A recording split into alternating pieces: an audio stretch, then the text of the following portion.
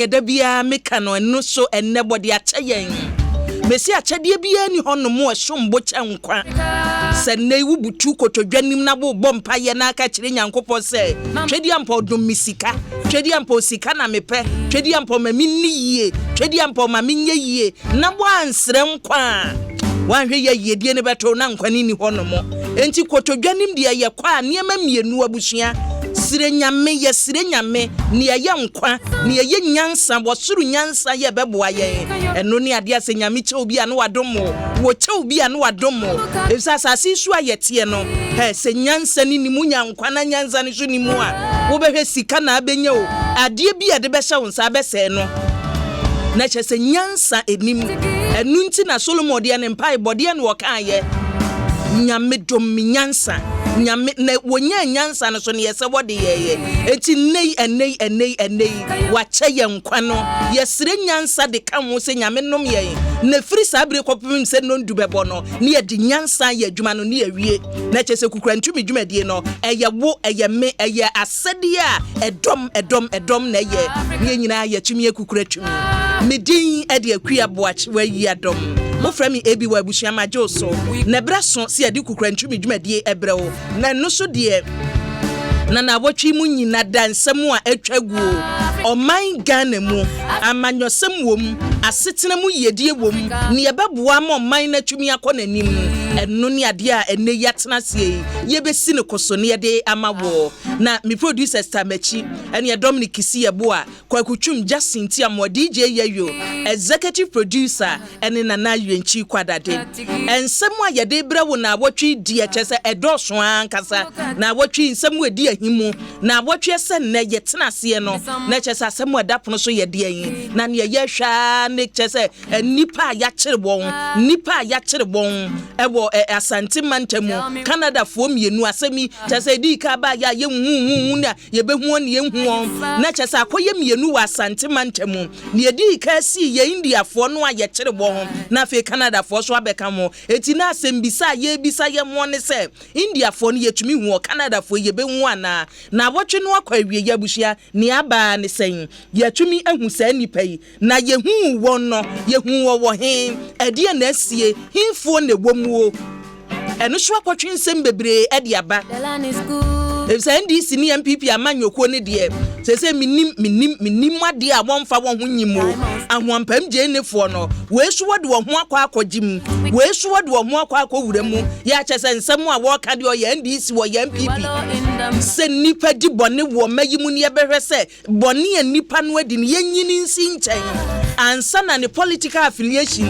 religion ya bobo mu e kyese ekuo boru se de yan wo mu aba no politicians ne be dia fasesi wobi nsumo mo be dia fasesi MPP baba be ko ya NDC ni na NDC so abeyi ano enti mpreto so no na wotwi NDC ni MPP o mu kitam na nso Ghana fo de ne ye hwehwe ne se ye da ya sum bedwo yen wobi mmehunehuna yen we akwa ye nhwe ye chinka so na anhwe ya mimfo bi beti ye de akosie eno ne ade a ye rese betu ase eti aprosifo e wo mayimo enna ye hwebanimu o se ombe ignore ye politicians ne ye no na asotwen senefa nipa bi ane huo mu no yatumi ade ama no eti na wotwe abusua ne esi ye ebi eno no Africa ene ho press conference ahodo ya kyese soafo ya bohwe omayi ye nkrato nsem so kyese Ghana jo emu obi ankase na Ghana nyu na Ghana dabi Ghana jo ni ekoso ba ko mienu no kyese Ghana jadem aye Sodom and Gomorrah jadem dabi Ghana jo omayi mra hyebadwam so na abotwi ma hyebadwafo akwasetena wonum ko ya ba nti ya won so pie ho no mo ya bo kyere so opesu oku ne ho na opesu oku ne ho enu anya ba bia nku ne ho ka eti ya mod bese na ene nkoku hu wo fie ana abeku mo na so abanti edu ma hyebadwam no wo se mwa ne wo hia na so kyese wonyam wanti wo oku ne ho eno so security situation ye wo ma yi ma hyebadwam so panimfo de atodwa se wo suso mu okitam eno so munsem abusuan na ye behwe ensam no de edorson ene ye deba bebre kamwe ho electoral commission yesa abre wa yipuma kwan mu ya bo onum tumi ekọ limited registration no wotumi toa so court nsɛm ya na ɛda wɔ so ɛnam so mo ka so ma suspend na watwi ne yate ne sɛ court ato asɛm no atwene eti electoral commission panimfo wɔ da wubɔ no wasache mu kena ya bo kita mu dendende wɔde ɛbɛkɔ animu. We cry for peace. Yade ho asedama K-Bam panimfo K-Bam ointment na watwi K-Bam ointment aye adwuma K-Bam ointment abusia se wo bie so na wo hia na wo heto akora yade agumu a wotim se woni aye K-Bam ointment wani abie visen kai se nkegu Robert Kutontro wa bi ko hwetwa yade agumu na wo bie so ahwe sent ye ba K-Bam ointment na adwuma no so a eye no eno so di akire eti nei se waposo na ye wo yi a wo ye sportsman na na se wo ye oba ya wo ye sports ibie wo hunam ba bi etutu wo no K-Bam ointment fa bi twitwi wudi bi chese odi twitwi ya na bow wo bie so kra no a chese kata kra na ache wo de bie so na twiko mu kakra na hwade we na ame de ka mo ama no na K-Bam ointment de eye nompe widie mu adwuma ebowuram na chese teneteno na wo call ba bi eton waduro bi abusua du ho no mo abenya bi ato sada so na Vodafone Ghana Vodafone efiri bra wo ba ye ene anigye nkitandie mu amanfo boye kro no wiaye Vodafone ka ho wodo ho bo woni a credit no togu so a he wankasa entwe boko ne da fam. Tell me why so we wadwen so so be ye bundle ne dia wudi gusto na wo download you e na be download you ekoboko credit na ekoboko na mum se basa wo download you dia with speed entem enye ne betwa no krodo na wo nkono. Vodafone was a power to you. The future is exciting. Abusia nyuma na time achia ma medi kukrantumi dwumadi ebre won yenko na yemfa de bonkata na poso emma won. My two baby waye krado diamonds be mine. My two agua money and you know good morning Asempa officer che property baby obi amechia ne sabala juwe yechini over chiao papa nyame nka o mayebi o de sabala no de bia be fanchia no bro be 1000 kasa bia wu kakran na hwe ne de bonkata ndi aba ayo amade hye mamu nyina ache Asempa FM su ne kukurantumi enye de na ebe kukuru ye kukuru na ngukuru so na ebesi bia no na de esi ho na no pai krata gugu yenim doso ba kwa mama so aye spectator kamaменtie spectator okay na no pai no de abanie katafa to so miensa na obamane na ayi women with disability womo aba pani na ekase na ochese na sentem de woko upper west region womo kasa jese nema bi ekoso no ochese is unfair ni nyina ne se wo nwuma mu na se uyo bi a wakwa afan ba bi edi demu a ememai sabe jese bibi kakra bi an ye no beda no mo abizu mai sexually ene ne keka ho bebre na no na sabre de Madam Christiana Omo Honorable President Edema Women Living with Disability ewo Upper West Region ene wakasa na ochese sa de ekoso enwanyuma hodo mu no it is not good at all emwawom edi hu kura ba hye omumu na keka ho ache se unnim ne emema epekura wo mai mu na o se ade kura bufu kura ne se me no beda nyina na mema bibi o ma no nka se obai kura mewa wo na emu no obi na ebu ne be wo se be obi ani gikwase ya ho so be so be ubi wani gi so ni mai beda nso awade de no eno na ma me ka se enye etimema ya na te sa wo enyumanyuma mu wo munyai na emwa kura de o hawa ka se na ebre wo mu a da bia na omu sugu omyam sa ene secretary ede aba na we yam kwabro kire die mu na Israel ho na yese be mai okura ayi mango ya ena paya kura paya ena paya yi ode kwa wura bank bi ena oye hutum tie ne ode wura bank ho no ena ohunhura mo se sika kura mo ma fa ma meto bomb ene nkofo nso hu se ne abrochima mu de Israel bomb de no ana mu de akotena mu suro ene sika kwekura mu come on no de ama no afi no asako bank for the same grenade pie ayi eno so de hunahuna wo ma achinom hu se sa akwa no oboa ena police for di ntente sa doe sa bi do ma chi na so no mo chero no na wo de pie hunahuna nkrofo sa bomb agisika firi wo ho agese se hwe ne ketre yam na no so asem a Israel ho no esino no na eno so amane bo a de abrema na no pai wo da bokrata spectator emu eni ensam de doso emu bi na ya boso de ama muin na krata insunie mamefa the daily guide nso babane na mrantie ya krata e babito dwase kumase abrofu yom ye ifu Canada fo a omukọ chi wom se kidnapping emema ya chi wom no omufoni na da ha ya eno so krata e boma mane na abrofu yin so ene sisi ha yi isisi ya Lauren Patricia Catherine Telly enafi Belly Jordan Chiti eti omugu ha fefefe ena kratai ede emunsem aba na kratai nso de abakata fa to so mienu na oba mane na ochese akwara ikura de akwara kura wanya ibosome na nwatwe oye baby ena maami nso so awura nso wo 20 years ntina no ada ewo asuboy enwo ayensu ano district ewo Puemantemu ena maami kosren akwara maami so maami fa akwara ikura enko hamra ye fe no ama presla kwaje akwara so de ne ko haba metade aba na kirin yengege oni ni di agura okoya wa ma di akwara eko hwe ho ode ne ko eno so kratai abuma monema David Daniel Bampu ede eho amane bo abeto daily guide enim katafa to so mienu ene anopai entina enmu nsam so ebi eno no God ensam no de edoso na yewro opuni na o demand for more document eno so nsam eda ha na afi one village one dime eno so one dam eno so maybe is how Kumsin ono na oye minister ono de aba no chese kwa de one village one dam no 75% kwa de yawi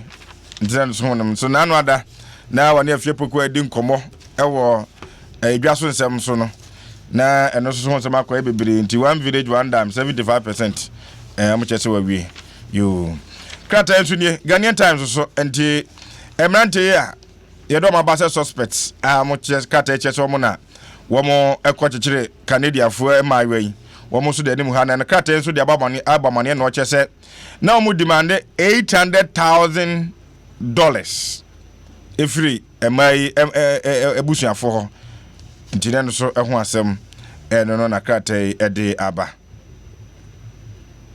na ayi akwaya enano ada so commercial bujafie sen ko kokun hui ena kratai ede aba se omo de na court na court omo de no koye no omo grant ni bill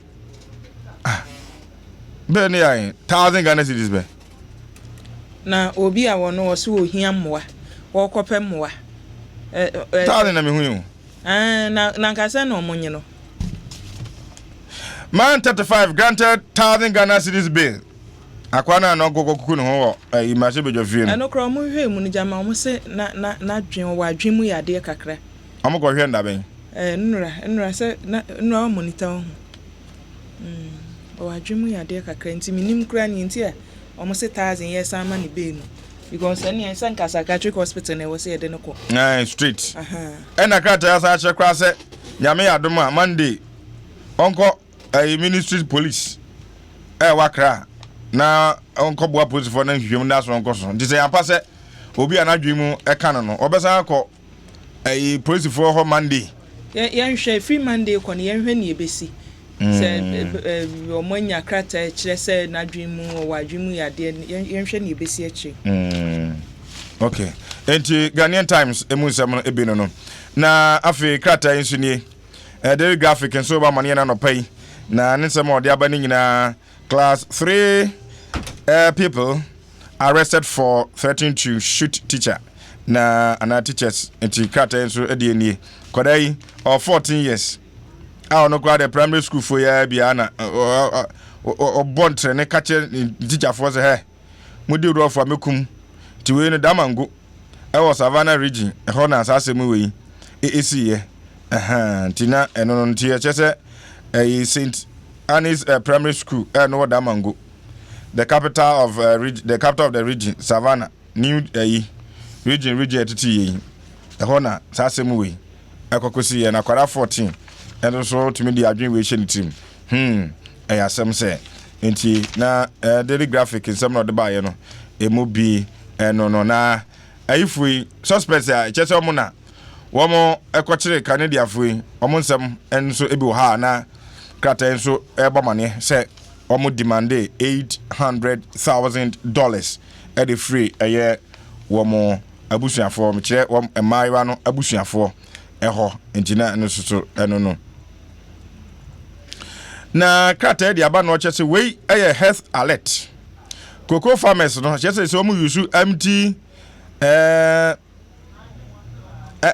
pesticide can no na amode drinking cups enure ya yade gugugugu emfudie so no ne chance ya na enuro no wo mu no na krata de aba se yade ehu pa se odi nuro no begugu emfudie so nyina hwie na afi erimu na mbenu musuo no chese yade ehu pa nti wo mo yesa nyina kokobọ kese na amode ama wo se omunyan sanse we no de ohaw kese pa na ebebere omu ni padua eyihu pa sanse no no kra na yede gumfudie no so no ano ehye pa nti enya de a u kaso ko no mu a de Asempa beba edunti mu amoye sa no krata aba de aba se munyan na nya de eboa ahwe ya na kofo ohaw kese na de abremu enti na de bon krata no mu nsem no ha na yede esi nsem no de edoso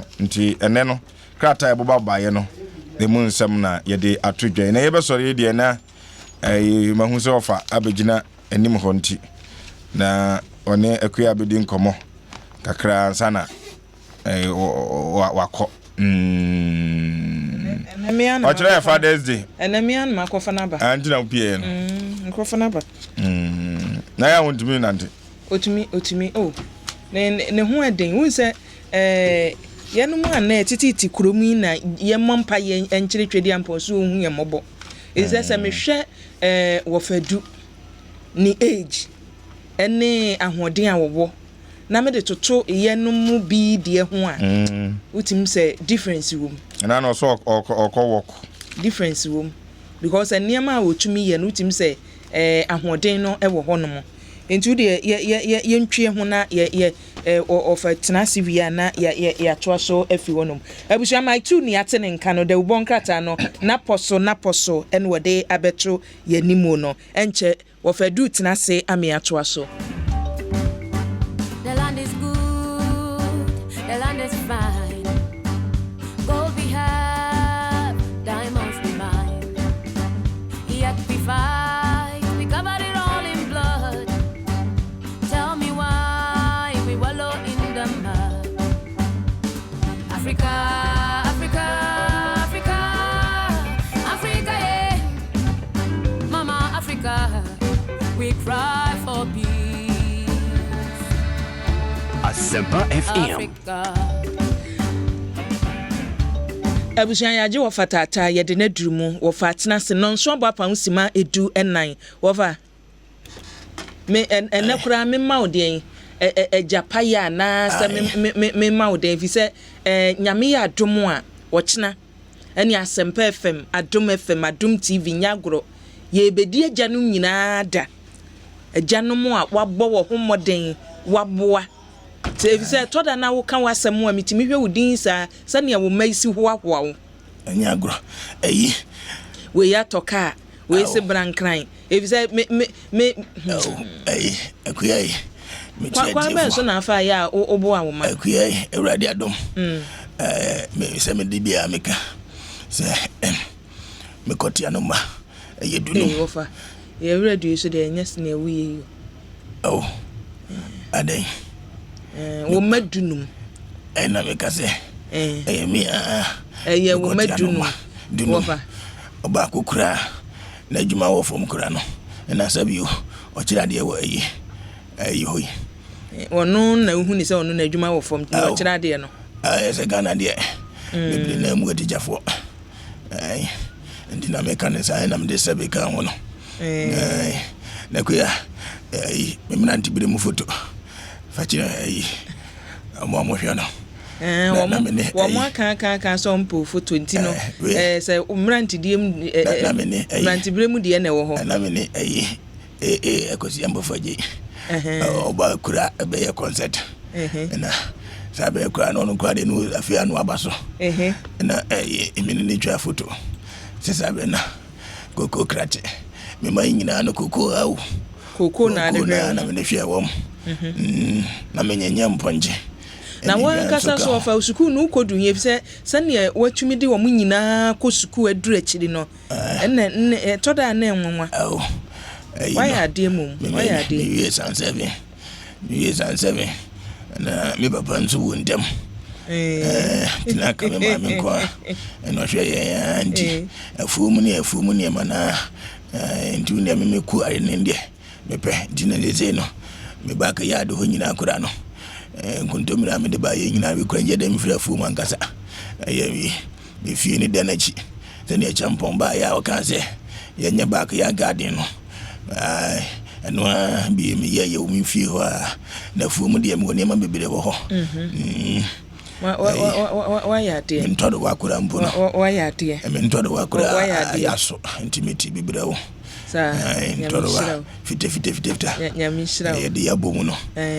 So woni mu ntodo mu ye woni ye de yabomu na de yankwan. Ni bibaye. Nyami shira. Say wo mano sa me ma beka ho.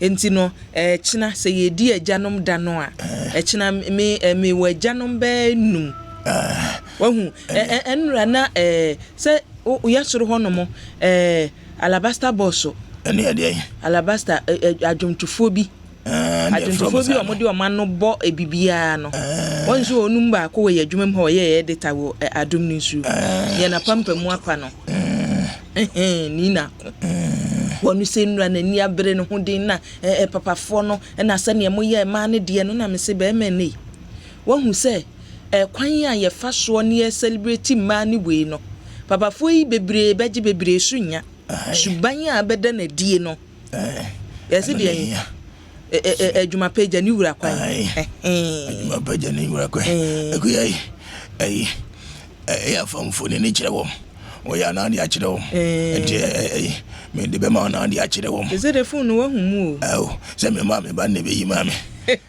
enti me ni akosi mbo foje se na se ni osi wasi ayire phone no mi ni ba de kura wo so so mu ya ebe frato bi aje efe me nsam na wo fa na wo twi ko ye de na ade ba ye ayo akuyai na no adanana me bai bibi wo phone yi so kire me no kinkan na ose akoda bia wadi mfirinhia edu so no dia hio no wadi mfie akora ne wonum de ne tum no okowie so okowie tenga na sidi sabre ne so wadi mfie edunum yo akoda wadi mfirinhia edunum akowie tenga na sidi ne ejeri no 25 years emfire pode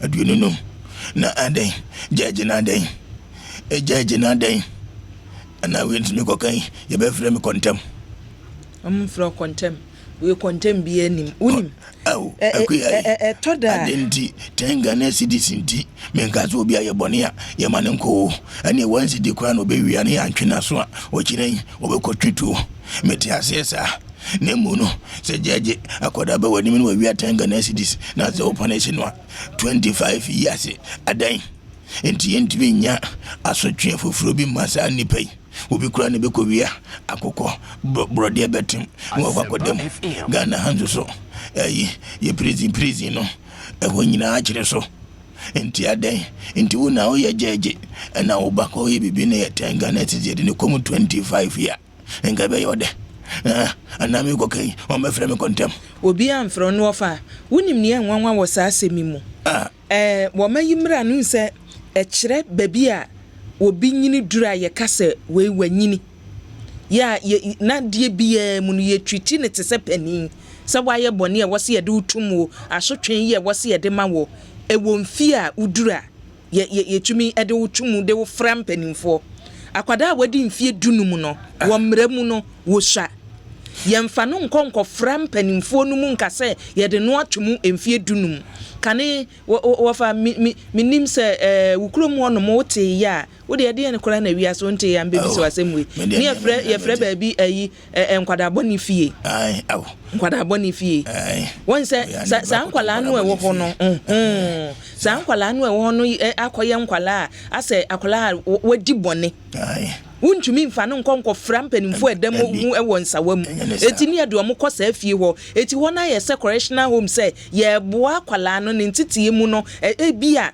yɛtete no na nneɛma akyea nti pan a yɛfa so atete no yɛtwani na ankasa eti sɛ wokasa wode na tum mfie dunum ɛde ne kɔfra mpanimfoɔ ɛmfa ne ntum a ɛtɔ da na yɛagyaagyefoɔ ne wɔne yɛdi asɛmi wɔfa ɛnɛ deɛ kyɛsɛm taa wachi papa enti gyagye ya wɔno so agyagye wrong yo sɛ deɛ no enti ɔno deɛ na Ghanafoɔ ɛyɛ no sɛ akɔdaa yi wonim sɛ yɛsɛ wɔ mu so a moka na borɔfo sɛ ma no so sɛ deɛ enti sɛ ɔyɛ ma no so a ɔyɛ man no meka sɛ ma no so enti ɛno no man no so deɛ no ate afirim yo enti saa akɔda yi a ɔyɛ ma no so yi ɛdeɛ na wɔfa me sɛ man no yo mate akɔda yi akuya yɛkan enti wo gyagye ɛdeɛ menkɔka menka wansa ɛnyɛ enti ase Ghana mpanimfoɔ sɛ mmara no kora na nneɛma yɛyɛ yɛnyɛ ayi referendum wɔ sɛ hwan ne yɛnsɛ sɛ mu akuya we ehia nsakyerɛ mu kyɛ sɛ mmara no ɛwɔ hɔ na maka kyerɛ wo no enti judge no ɛna ɛtɔ da minim gye yɛ pa lawyer ne ebisa wɔ sɛ judge bi ma ruling sɛ ya ɛyɛ mfonsoɔ no wayɛ ana sɛsɛn no ɔno so koraa deɛ ne yɛtumi de yɛ no ebisa lawyer wɔfa anim sɛ ɛdan bi na me ne wo bi kasa fidie so na make wo mo so na lawyer no wa anya na adwuma ye kwan a na ɛwɔ so ɔfa so yɛ no no ɛna me bi sɛ nipa nsɛ na kyɛ ne lawyer no wabɔn ana yɛ sɛ lawyer fo koraa nkasa wo onu mu abɔn awo yɛnkaso wɔ mabɔn yɛnkaso abɔn enti no yɛnkaso abɔn dabi yɛ sɛ yɛnka nkyɛ lawyer ni sɛ wabɔn no yɛ ni no wo mo ye bi adwuma no wa anye ne ye no mo ye lawyer phone me bi tie wo adenye suku obi ana wo suku wo hu enti no judge gisi ye hwehwɛ mu hwɛ sɛ die pa ne betumi ama judge bi akase esane sɛ akwadaa afa 10 Ghana citizens 25 mama ruling na mi enukra no minim sa akwada na bia wabɔkro no wabɔ me de na ba hɔ no wogina so anase ne first time ni ene yetumi ka sɛ 25 years emfie aduonunum oko ya omo me baba akɔ 10 CDC me baba akɔ yɛ adwuma wɔ ayi South Africa ha yesi ya wɔ no kurampo no wo ngro mu tutu awurofrof etu de enye na nso so South Africa fo no wo kotutu ku obi kura na kokotre bi sase wo ku obi pe wo obi da na agya wo na sɛ wo fe wo mmerɛ mu no yɛde ugina mmerɛ nim na yɛdi wasɛm a nneɛma bi wɔ hɔ no mu a judge ɔte adwa mu no bɛhwehwɛ akeka bom no wagina so na asotwe ne mu bɛdu ade ama wo obi wɔ hɔ no mu a yɛsi o judge we ni ne di kan ya wafomo we ni ne di kan a wɔ ne mmara no kora nya asɛm enti yɛbɛsrɛ no watena so twɛn no so ama no na kwada 15 years de minim ne bi a efiri be 10 years ne yɛde na kɔhwa asɛm no de ehia nkyere mu ankasa enti de ehia nkyere mu ankasa Ghana fo ene Ghana mpanifo mo mi anya mmara foforo bi o sanse eniema bi o bi ko wi amenkase me ayi me so sokro no so da bi wo fa do men sokro no so na mo no yɛnhwɛ sɛ eniema asotwe yɛbetumi kura mankrofo kura pra woko bia niema kakra bia yesi bia ko yigote mu yede sa 1 million ko yigote mu nanka mo ma yeboni aprosifo ne ayi wodafo bi de mochi nanka mo prapra wasotwe ne so na amno ne so onum ye ne sa ene e wani e frɛ wo stars me de akuya ayi ba ko ya Ghana meranim ni awa ban so ye fe ne sei attorney general na attorney no me mankrofo atwere letter say sa judge no ono so ntwero no be yin ho an wo no Ekudu obi kura aso asem. O meyi ne ho ano. Enti no minim kwan on befa so akomo. O mo mfa so fa na no me bai kan e kire me. Na me wura huwa. Ya wura husam. Me ko enti no famfoni ne kire wom. Me brante birem. Fa kire wom. Umfonyi no. Ayo me de beto so. Me de beto so am obi hu. Se akwara na oye fidie no. Fama no mfa me nto so. Akwara na oye fidie no. Asa ayi wona na idea. No mfa me nto so me ne ayi. Akosi ambofo yiso ho fe. Ena ofa migusu hwe umfonyi na migusu hwe na sabre ofa no wadi sei ne manyi wanyi de onka hwe ne ofa no wadi sei na me komani na uko wani na me komani mo me de beto so enti mo fama no me de beto so amobi ahwe me kontinu ochina ni madeze mo simo ye fa ne meba Father's Day. Bra wofa. Wudi say you celebrate you. Omo beso mo hwe ofadu no. Ojira mo mra. Richard Giants akwie. Me pese me hu ofadu animu, me pese me hu ofadu animu. Na me kwabna boatin. Wosi akwie ka kire ofadu se wonna. Akwie. Ene nka mo ma misi mamba ko na me ne nkrofo ngasa wo radio so. Na nya no anu aye. Wo mo mfra me. Na no mfro sana ide. Mo mfra wo ha na omo achia me no ma omo ayi. No ma chia. Ma me ayi si mamba ko bi line no ma me. Na ana mo nya ne sa. Baby nya ne sa wo. Ye be bie lines na tumtu de kona kwatena nche. Na me ntie. Wo beti. Wo beti e fi se message si aban de ene e wo bia wo fa. O kan free. Me baby am ka free. Disame am bie ma wo kwa Asempa ye streaming live wo Facebook because ye streaming live of am kire wo mu wo ko Facebook ho no mo no wabo Asempa 94.7 FM kwagusami ebeba nti wo be ko ho no na ye wo mo twiro ni nyina agu ho same beje phone o mie ma wo na wo pese o kenka message kwagusami bra beje wo fa de say school ko dure kire anka enye papa nka me ye lawyer enti wo fa kina be kan ye ho wo kina be kan ye ho wo kina say papa fo no wa adwuma mu ha sei no papa fo no wa adwuma mu ha ni nyina ene Ghana wo ye Ghana ni ba na wo ye agya eja ne nna no wo fe ye kan to da nipa bi nti ase o nipa bi dwen se wo en wo na dabi se wo de obi ba wo bi tumi fo obi ba hwe ne te se ne ba wo de bra wo ye agya wa hu se me ye agya ma hwe yire ma hwe busua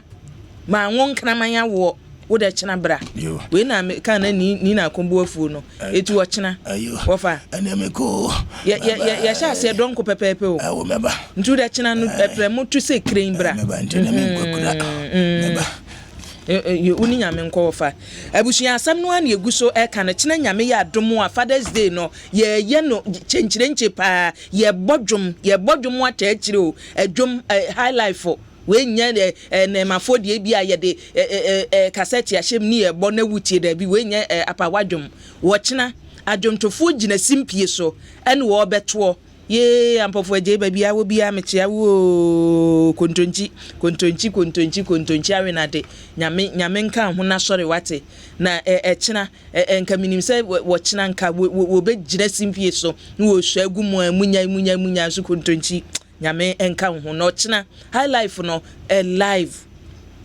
ye be bo nanim ha ya wo de china wo fira sori ba ya pafo aso ya tade no bra u ba yanim ha se ya kokomlemle Joy FM abrosa no anim car park honom wo beba ne ya bodwa bedidi be nombesa beji wani eja ne ya waye ntibra na beji wani mo am wa abrochire nyina no ochina mo de mbehwe yen mo behwe live untumi mabia ye magya no nyina so happy Father's Day in advance ochina de ekukuru ewo fiase na abusua yenkwa homa so na NIA adwumakuo no National Identification Authority woni medikan ye adwuma no wo fa edikan na ofa edikan no ensam a yete iwo mu na ebi nye de ene san nipa kwacho santi nipa na nko wo pese wo register no bebre ntumi a register wo mu kura etumi ye no kura hye wo da se oduru ebiribi sei so a ye be fro no aba abedwo card eneyi panifo so ye de ko ba bi foforo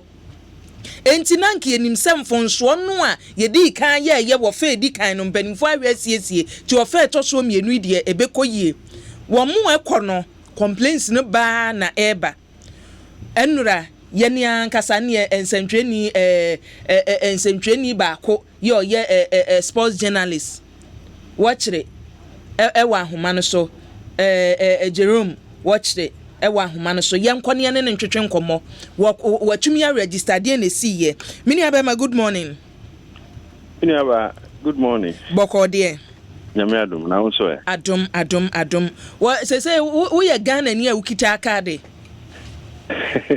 ma timi akọ register and so me sanka card no and me take card me ho asem no che me kanu kra asase no na mani kra nje ho se ma akoye so wani nye ho yeah ana wani nye ho na kame betchim it's as if say minim card no faso minim pa abomode ati Professor Atifa a lot of times and card near Atifa so be a so be but the Kaiser 2008 see the can want some to for the dead a passum the control me that time na me wo Koforidia control me din your mommy receipt be say maybe so me na magic card no be see me say cancer card neither enti na ma dwen ni say sene a first one year no we cry no be a better koyeta enti wa me have me but actually we share na me there be se man panyin ko kan no e be at this time men yet anti men kona men ko chro me na me sanka card ni because I had here pa and the ko na ye me wa say na ka me gidi say sene panyin ko kan no e be 16, 20, 30 minutes a day na unsaka na ko very but who feel live from anywhere I mean penny for no edi wani the late out questions be a task muna o answer be here ya feel fefe na the amount papa take you picture biometric name fingerprint almost pass any money now we feel sanka yes simple straightforward process but then who was no it wasn't and card no here but so bra among for firm and I'm firm was and here the GD say something important be because me fill it form no and check there 10 15 20 minutes near we it drew time yeah be fan biometric they can picture no the line money possible 15 and 16 now above better 12:30 almost 1 men can many about 4 men do me so and the mechanic say if a 15 one line na say close to 4 hours it lose what there's something wrong with the system no be view of one something for sure no it mean say could be that it's straight kwan wo depending could be that o mo anything I think na ejina have 4:30 na cover 5 still I do it as one catch them say system is slow and you know I see nya with but you will be over you be straight kwan for ejuma say eba be and now say we should spending 4 to 6 hours at a registration center for a card and it's justifiable and me ne have me party mentally and we catch on myself go we breed that hot boy at that thing ya buy it was the same slow process minimum the officers ni ya na yeah encouraging yeah you did can buy almost share but I no crime you pay 15 from Tuesday no almost Wednesday then 15 it took close to 6 hours to also sort that out and I don't think the best say yes card me the papa say me give this will be the kind of stress time that you have to waste to get the card no being sure it's justifiable and Oche, what was the reason I'm penning for the man wo nienti am delay if he say ofe di kan no omo ka se machines no na we di na ye ka che mo ankasa me decide no there officers me kan ni say network minim network say internet network say thing but I know that these things take it works with a certain system. It is that system near slower. That's all to me here. I would try to see in but explanation of my answer network and the network is true. And you know, I would try to see and you know the so when you would there so we don't so who's here out there you see no who's here me Asempa FM 6 hours na be line no so say do me so now they can make kaka hono cry how much you say after 24 hours after being captured maybe some saying card no that intervening and that's why I make a this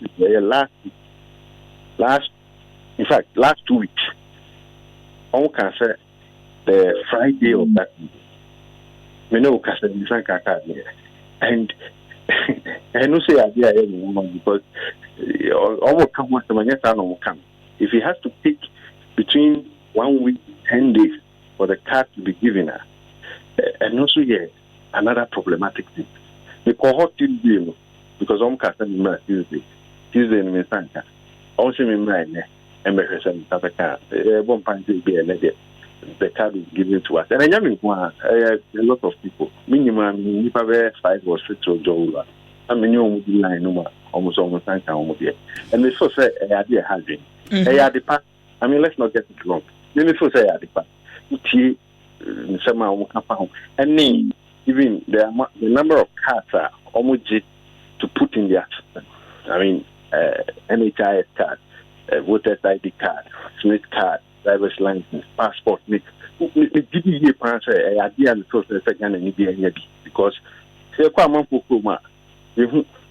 Asempa FM. If you are not a national of a certain country, now you can see on my ID system. I don't want to mention some countries, but I have traveled enough to see how, nationalities of certain countries are treated. It means as a Ghanaian, I have to take part of it. I must be part of it, benefit from it. That's they're taking this amount of stress to also get the card a bit encouraging. And I think a dear parents and for and yes, to put a lot of people away. Say, yes, the donors in the Nipa, almost almost pepper, and I saw a lot of people who came there, almost system, 1-2 hours, nothing, and there, the Buana, to me, Quaba. I think it's something that NIA for almost fix it because it's not the best. Yo, ma na wasmini abema woni odi amayen. Yo, minya. Ye bo modern science abe company for na ye ne won atwetwe nkomo ye dase. Abusia ye nua abema ne no twetwe nkomo ni din de Jerome Mochi. Ono ene editor Emma Kotoko Express ne ne na twetwe nkomo no ye beto aso na yakọ yanim. Asempa FM. Asempa FM.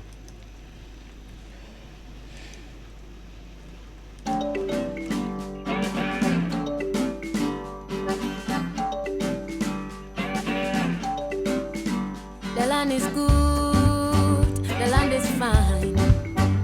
Gold we have, diamonds we mine.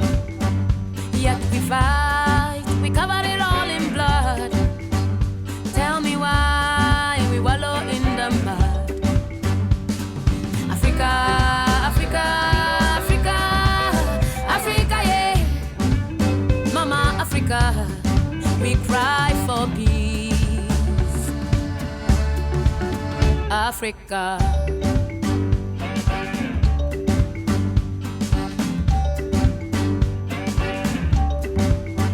The land is good, the land is fine. Gold we have, diamonds we mine. Yet we fight, we cover it all in blood. Tell me why we wallow in the mud. Africa, Africa, Africa, Africa, yeah. Mama Africa, we cry for peace. Africa, Africa, Africa, Africa, Africa, yeah. Mama Africa, we cry for peace. Abusiano nso abapa hosima aduanan ba kwa Asempa 94.7 FM kukrantumi dwumadie so eni enche ye bie nhoma no tumu awia na empani asi adwa ama yede empensempensemu ewo dwumadie so na ebrewo na madwenche ba ko mienu na yenko yanimu dwumadie emu a kwasi prempe bonsude ye ode aba osie bi wai mitie free Massachusetts na politics wo o my Ghana mu no etan etoda bibia yede ye politics mehwe na wotwi sene asemo asi na manyofo ewo Ghana we be Canada na we ya be Canada issue no ankasa de ye atonchen entwaye Samija mfi press conference obeye ye MPP for so de a worker me huni se ni nyina anim guase ho so enhia Blessed Sun 2 p.m. so de ye odi free man po asante abani was ye bi why me enjoy program no papa na Ghana de ebra so se wose ye koyanim eniema emma mining tumpo nyina da no wose ye yito ntwen na eniema ebeboa oman no ye de eye adwuma Daniel Katanga so de ye ode aba was ye bi why sedu no aye kana sem no wo ye MPP ni ya chese ono ananum ton interviews or grant ye wo radio stations ahoro nyina no wo introduce no ho se wo ye MPP ni Daniel wo ye MPP ni nkere se ye di na asem enye ye wo mo fa nfa mra kwa so wo ye yi president bakore wo se ye de no fa mra kwa so wafom se fom no wafom de a ke bible kuma so e de enie wo se bi wa money o na NDC for me yasumu enyen wahu da bia asem bia beba press conference na NDC for ye esomfa so ne sa asem we press conference omo ye no na no kire se nipa no awafom no yenya no ana Ghana for se nipa ne bie NDC ne MPP for wo muntumi mfo bia ni agro wo man no mu so ye MPP o so ye hwan yo emra e wo se ye adwuma na nabo ache so de ye abode abani na nabo ache se ebiwan mechia wo papa na Ghana for de ne wo se nipa nyina hu ni se NDC amanyoko no dangerous party yen wo se nipa ekomuo foforo so de ye ode aba kufu gidira NS de eni o se bi wa mechia wa no papa na ade a mepesa meka anopai ni se amanyoko mienu wo my Ghana wo hayen wo ha Ghana fo nyina MPP amanyoko no ne dikan tumi Ghana for de ahye won se wo so ye adwuma no ene wo moche ho no mo tese niema wo ye wodwene ho a wonte ase ne MPP for ye wodwene ho a wonte ase NDC for so bibia wo so mu a wo de ye politics na security situation ye wo my Ghana mu no hwe kokobo ampanimfo de abasese ya me ye ni ana ho no mo a tese tuate do mbetumi ato ahye ye so no ena still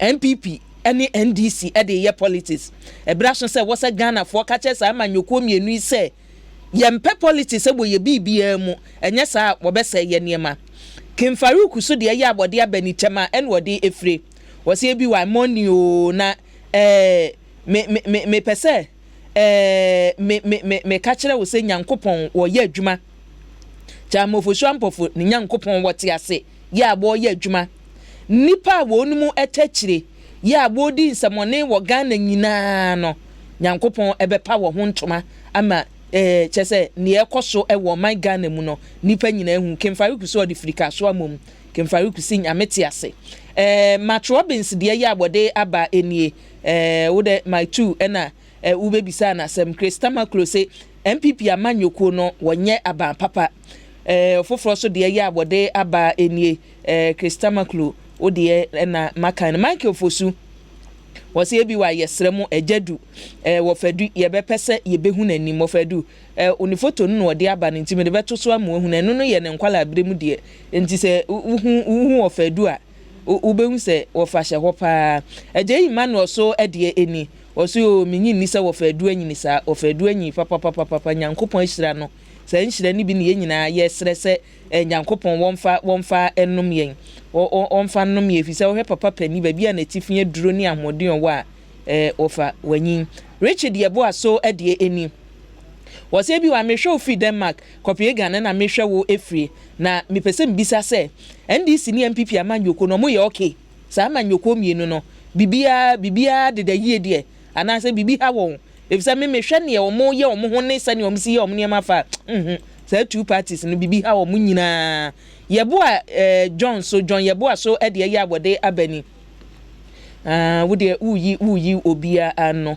na wɔso obisa sɛ deɛ bɛnti na Ghana ɛyɛ akɔ sesese bibia politics ɛyɛ abamu Adam Alhaji Jibril so deɛ yɛ abɔde aba AK Honorable JB mama obi ɛna wɔde efire na Adam se deɛ yɛ wɔde abatiawa ɛne ne ɛwɔ ka nyinaa ɛne sɛ ABY ayawa so electoral area unit committee members yɛ wɔ ba no meka ho papa eyo de obebo ho dawuru yo yate bra why wo ba wi a Bismarck amoso de eni Bismarck say metie program no papa Bonti Benjamin o say happy birthday enkoma Dominic kwagu Dominic birthday menyini today nyabotre na birthday na chese nsuyo na ebetwa no ma menhwehwe mu ansa amponsa prof choko no de efire na amponsa prof say ABY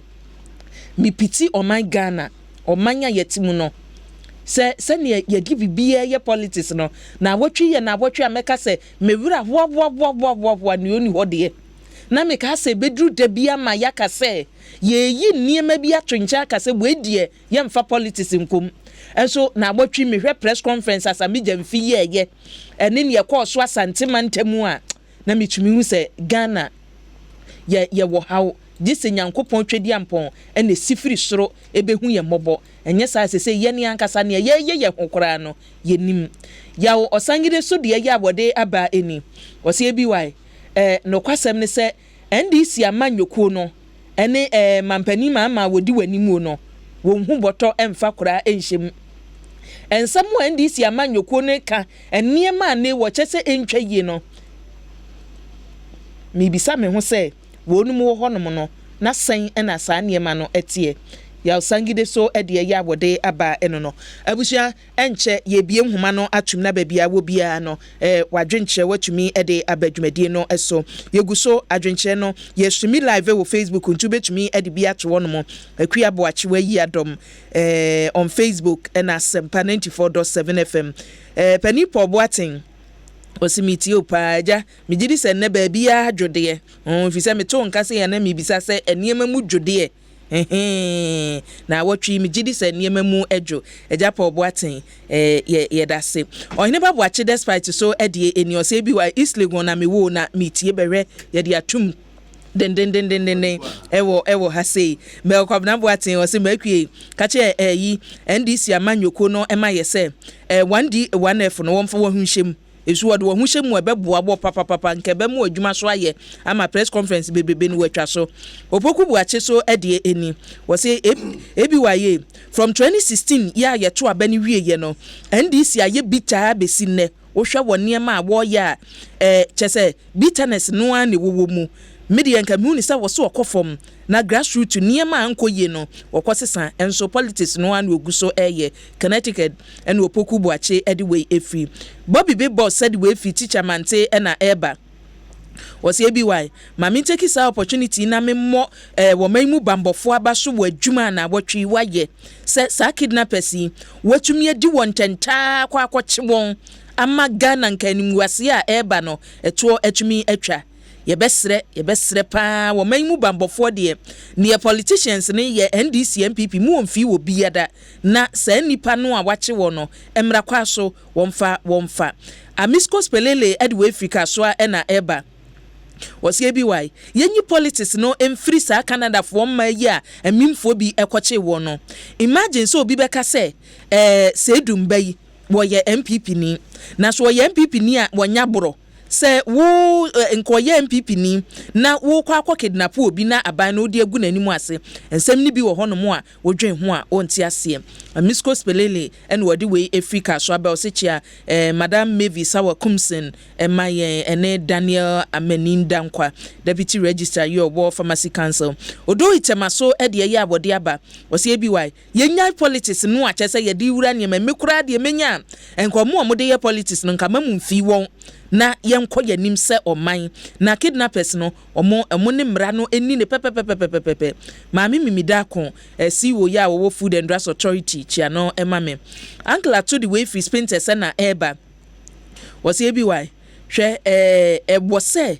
Ghana wo bie ni da hono mo obi ya baabi a wotie bia no wo mu ani da ho efi sesese wo hu ni oye nipa boni ni na wo hu ni oye papa so enti se Ghana for yeni ankasa ebebie yeni na nipa ye hu woni a ye hu woyie yetumi abo security agencies na mane anka beboa na kidnappers no so de yesra posifo wonhwe se emra be ye adwuma papa wonhwe se emra be ye adwuma na Melkob na boaten se Mr. Free ene eye ne birthday enti happy birthday enkoma Mr. Free ya wo Newark New Jersey ena wo ose obra eni Kofi Ghana na che se maso Kofi Juma enua ene ose enchiasonko enkoma Samu Adofo o picture ya wode aba no miminim se edumba no minim no se yo nu se nyo nu enti photo ya de aba no se me metna han my interpretation ne dia ma se woni mampani bi atwa photo ni we ampani dabi me se edumba no minim no na politics no so kora mode ye no kora no menye madwe se mekom tu de photo no wa interpret na fa why se tanto bam so de ya wode abani malam en wode efre wose ebi waye abanya watisue enwose Ghana for eginutum enwose Ghana for ginutum baabia se MPP aban wo hwe chese awrehemu a Ghana for nyaaye wo mu koto abako gina wiaso so MPP amanyoko di change beba any disappointment pa wa ma Ghana for ahu a enwose obi akasa aban we wo besan di kokromoti akoto aba ma wo hwe ahokyere anwokyere dwaye a ekoso ewo mayimu ebi wa nipa ba ko a mejiri so betumi aboa ma omman no empuntu akoso eye mampani dada John Dramani Mahama Ghana for nkoto aba ma no efise se Ghana for to aba ma no a sika beba botom Ghana for ho ebedwo set Antobam say happy birthday enko emma Mr. Kwabna Boateng onso ne de ode aba no JB ensawam so ede ya wode abani o se bi wan no kwasem ne se this week pa press conference as amija mfi kwa ye nde animguase o ye animguase papa minim ni enti a wo ye sa press conference ne se wo be ka che Ghana for sa ba nte no wo ye den wo ye MPP ni wo ye NDC ni na ye den media no so na enwasem so sa eniema no so yo sani odo dia ba make yin sa na samija mfi ni woni aka nso di biba e wasi yeso mu wan na eniye ni amamfo ate NSC akumi ose akwatia chianama me oni mimidako abusuan mi ehuma no ntum na babia wo bia no ene utumi efred wadwenche ba 0302216545 and as 0302216546 betumi afrena de adwenche abadwumadi ni so hello baba ina bacho mo afidie no nkofom okay mama benu hello yeah what me kan aha udini babia frefre Great Amos from Tema. Yo, Great Amos to Asmayen. Mamincha wote konya. Namincha honorable title Jova. Miempi papa honorable Carlos Ahenkra. And honorable Ajwa Mwakumenti for Tema West. Oba ina no mzo mkoto abedi efe say na live with then MC Fonya president. Na memo mse nkuma baso. Say wetimi edin kunyem. Check in command papa so it made in as a president of Senarago said the bay. Obaima and some of my brothers in Ghana for Ati. But the only says issues my son and I most my yampa. Na a dear kidnapping them about in her middle of the American assembly or out me try it a Canada dance here. Since Mr. Osampofu, epi abonten ana nyema nyina be dia dance say sa nyema nyina e ba abonten na yemta say empo tapa de gas ya yehu omun tepia ndisi fo ba no mo wana de ne yenyenyen nkofuma na e ba ni na eya Canadians nya yehu omun no ndisi fo asa sori agina first e ba ye ana nya police fo na nya Ghana police na nya it means nkofo na yehu omun kura no omani so no mo pese ke be mu omun tele be ke be gu abane ni mase we should press conference in 7 minutes and it means we must shed that we the assembly we should that you we must shed that say because we do my papa president another ko kwa be na omunye hwe fa ne campaign to mo de sa omunye hu ne ba be campaign to must shed that see entity ko bi bensie uni adanse hello oh mini audini baby afrefe mini aba me patro ya amponsa prof me kase fili choko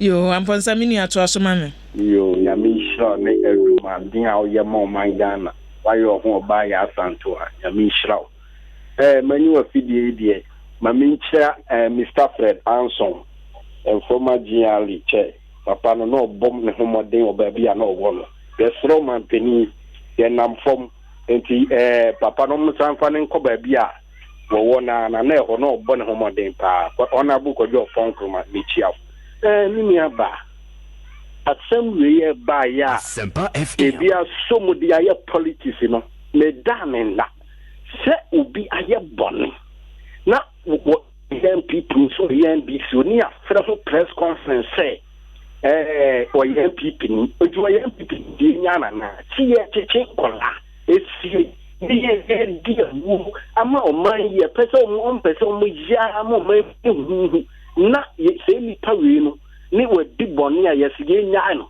o NPP ni ti dan wo ye NDC NPP ni wo ye NDC ni wo nya ye cheli no because boni dia ye boni se ye wo ye China obetini asiam ebia obetini abechime ba enti sabe de mo fa ye politics kwa ye se owura sami yenfi se bia on the some the politics no wo ye young guy a wasi so by the way no ye na asa young guys na yes so no ogu ye ni mu afi that's it. Hello, good morning ekwa patona mpo mai adumu na so we the mesa saba na mi do north central to yo mesa saba to asoma yen ekwa me wo ye pa ekwa and opede wafadu amemano happy Father's Day in advance wafadu bebe obianya me canon na so de omomudi ka akasa nyina no ofadu si wajo so why ekwa am the say so text messages about we pidi so a ubo se utu se dudu na ni ti said your politics in air call marry me. Do not need to queer.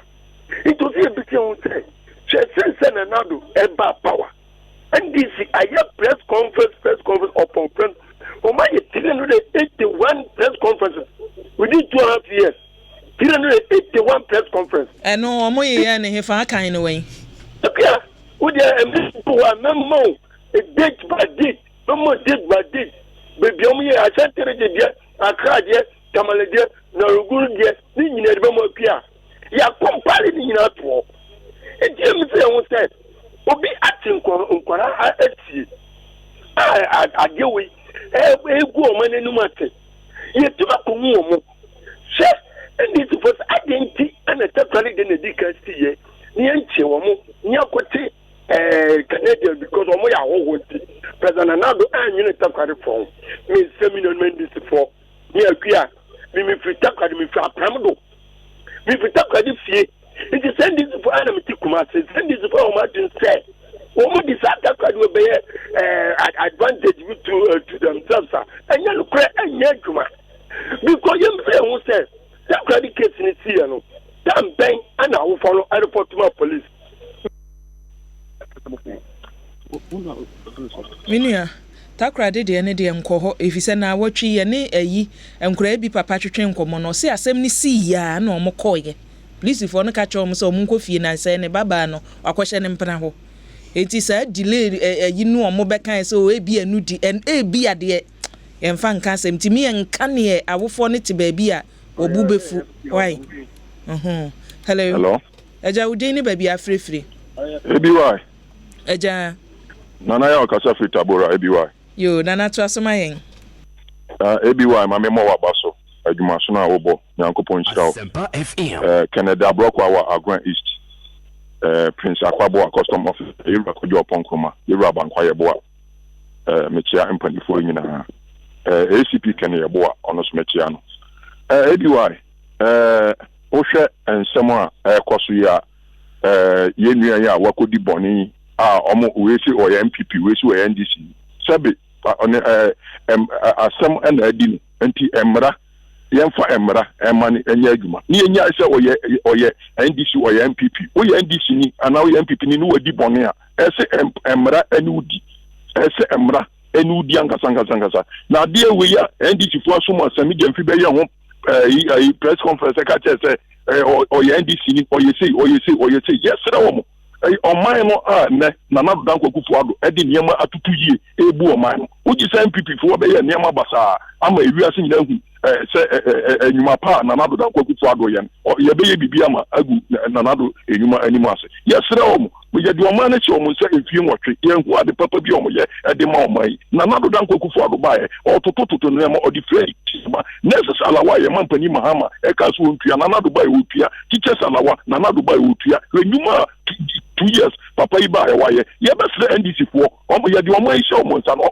ade ba ko be na omo ye ede bo omo uko second charge ni ya Yura Mahama so ye ne nsu ogugu a nsu to na nsu di ni pamrim enti ye be se na omo makotron opposition ye Yura Mahama makotron opposition so osaba wo saba untimi nkire adwuma ba ko a wo ba be ye de abo omo mo so ya na si mo pese mo ye niam bi mo oman ni mo ye hu so oman ni hu bi ani enti ya be se na omo ntire no mo hwe anyuma pa na na do dan kwakufu ado ye no so 2028 na so omo beba na Ghana fo hu omo mobo na anyuma pa na do dan kwakufu ado ye dia Ghana fo hu mobo se bet yeah that's minua hello oba eja udini baby afrefre eja Mwacha no pai mejo so me da se wotame atoso onye menya kwanya we de maminchi o milini toto pachi ashima si oba kanable toto kasa free ozo odini ya da toto pachi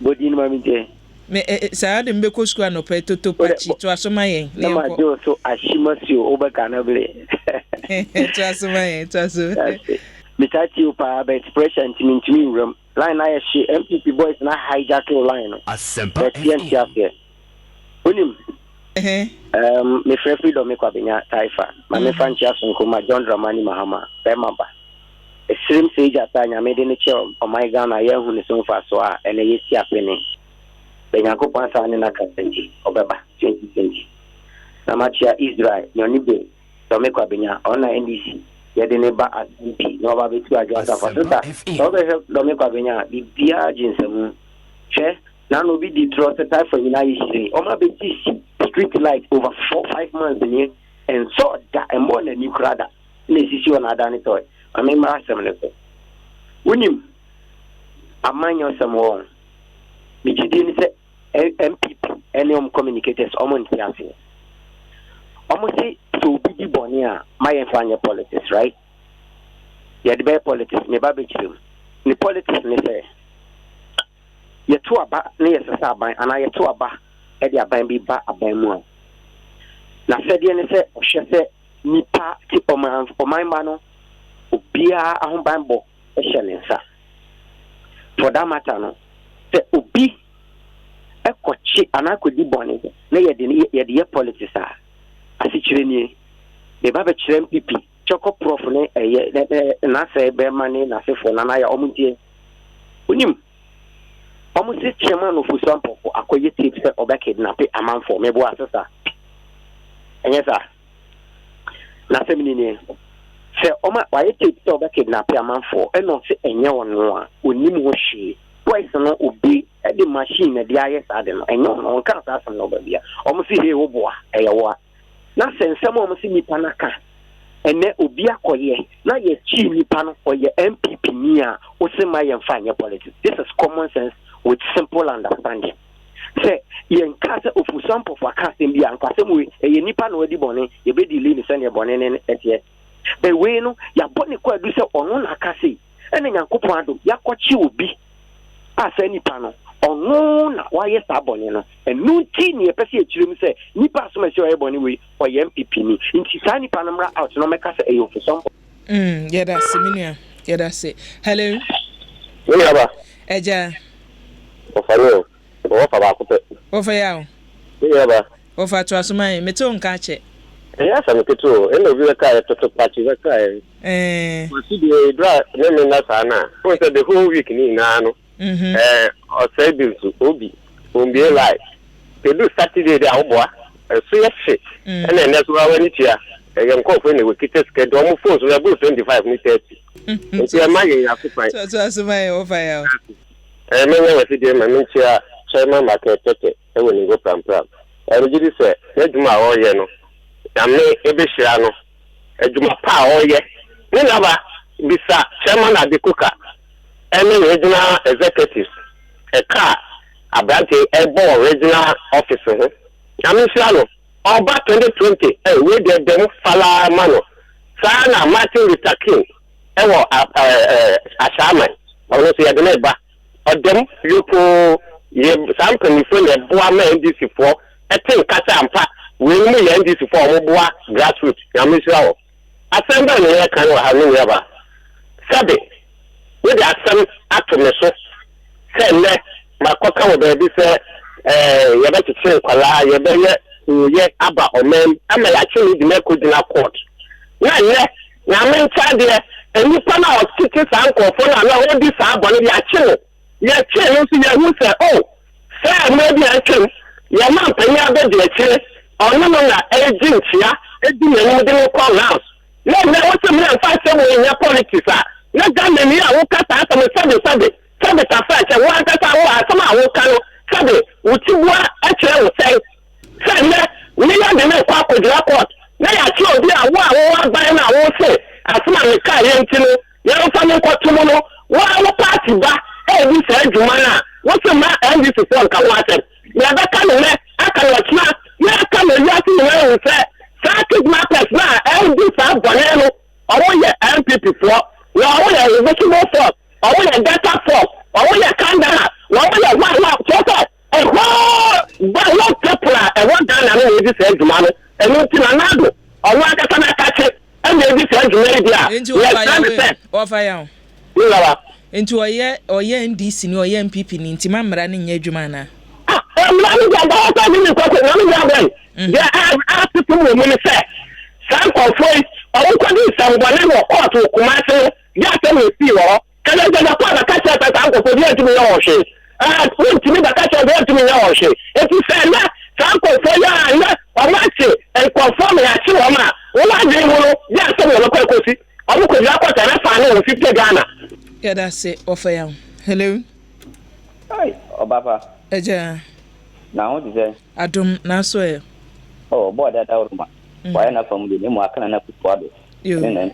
So. Tasuma. Tasuma. Tasuma eminia. The insecurity about my nama amotaba. Because on my minimum say squeeze. E yadia ni boy den pa. Mo pese o man tu for one security. E yadia ni boy den. Nanso utimi ya ebwa manfo nso ifte minni fi kura do mahama penso ye police post gent ye ni halas biha pato mediane kokuba me kaseti last biha anwo be bia kete ye ti ho ye ti me bra dum o ye weda bet no 9 na akonfo di moto mienu umkoku ate kan ni tuo me ti ba bia ye huru ye me huru ya me to ye na nya me na da die ti nya me na so a nka mi wi oba ya odi sankofo ne be ba kwanso e to twa wo ho na na do ba ya sankofo ye yu omu nyina hu giant bia ye police po e wa ha ye yu omu nyina e pri ho enti police po na hin fo no makwose ye nko o man mu ba bia na ya kase bi o mu konto kwapata a mo ma o man ade beti ye ti ati wo ye sie ko community e si ene national chairman na wa di ne nkomo ba bi na wa yi kanti mo dia ahye no kon ye betre ye chekere o man sa na enne na wanya wo kira ebeba wo so enti wo mo hwe ne ye ye tre akuya metre NDC mpanyifo bebre ye be NDC mpanyifo ye betre mo ba bia ye gina sesi a no ehotro enye ahoboa bia ese party ni ye ne tim di ye party ni bab aban mu no yenye ahoboa bia fite ye ba aban mu no in fact eniama ye prokaniama nkoye nkofo bebre di ya manfo esu eti mesema panyin do mahama ene ye national chairman ni mpanyifo mo ka bi eduru mu te dia ese mo ye bia ma party ni pantu ma pafra bia no wo mo nye because wo position bia wo ye mo aban o ti so no wo be tataw wo pe wo mpo wo be tataw because wo di bia na wo di bia ya ne pen enti e betre na emabura ene nkofo pe ma di so mbe boa ti se ma kete ngo pram ene owura Martinuta emrantie mi ni we se de ba sakre kwa mo mi se mo nkoton kono munya wansi di kwa wo so enso ma ya ma di se o mbe yi o musika di aboa e party no ama party no asa fa no tuma fa na ya ba opposition eti e betre o mo so ene ma ya so mo ye bia no o mo nye na emaburu na ye watire no enche ye nkwa na yetumi akonkodene because so ucheche nsem bia in fact oyura be ho na kwa mi bia be ko open nsem bi wo ho mu na mo multimedia mo Yada sekwaku. Hello. Yes. Empacho me be program no so. Yo wo so meja udin ni ba bia free. Your time I should free education because I free Kumasi. Yo mini Kumasi for we ato asoman. Ya me adum no mo pai bo na mo nse. Adum. Ode me ase. Na ma me nchi asokormo mpo MC wana bala jali du sidu bibi a obi am chan na panizuma pa odi ma Ghana mani asantema. Kaka me kan se. Nsantrofo edu mebi a musimo moye. The entire America san say asema ba ya national chairman ma NBC for am kotina kukum ka omonsam party for amma na ehia na makaka omonsam na tape na ba bonten enti central from Ghana ha NBC national chairman mundi ni voice obi ani ni voice asema am kotina kukum ko kan no eye papa na say nye papa ba na asema ba ya ye kwoti sa branch sa NBC na say wan I can watch them. We say they acquire MPP in this system. But me in this chairman, better start some the month to be beer over Obieso because the beer about the safety we program, we are new 20, and you quite also canonka, mutu na moke. So many say next chima. Put me in a central from Ghana, we now be to me. Me to go Kenya, me to go Nigeria, me come ni Ghana, ayana meche. It's a year be beer, what say a key. And you be beer, what say, in central from Mukamanutum. Ntinka se yenye den. Ye na wo se ye nkwache chama na se yenye den. Hello, Ebia. Eja udini ba bia free. The friend ko be the traffic. Eyo, mini ato asoma Ebia, o bu se na me si yan kan ko ma yan ye hu se binin ni ya san binin ni ya. Again na MPP opposition or more amfanye politics. Na friends conference do our 1 year war man. And that you say MPP press conference na wo di via year politics. Masa look, omana yetimo muma ina ni no kware.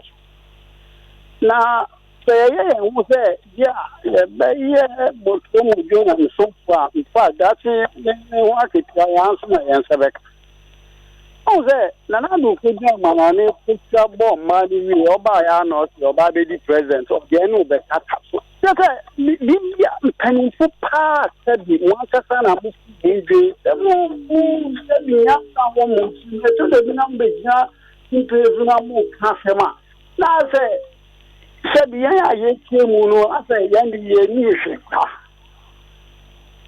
Wow, future politics of our moving some year now. What I say, I'm fine with the man and France in the policy. Oh, by the man for the policy. One only the buyer. Hello. ABY. Eja udini ba bia free. Hey, nipa ira ye modua o. Bodu ye nye. Ai woman wa pie. Lukman na pobu Nyame adom kuma se bro no ba ko se da nyame. To asoma iminia.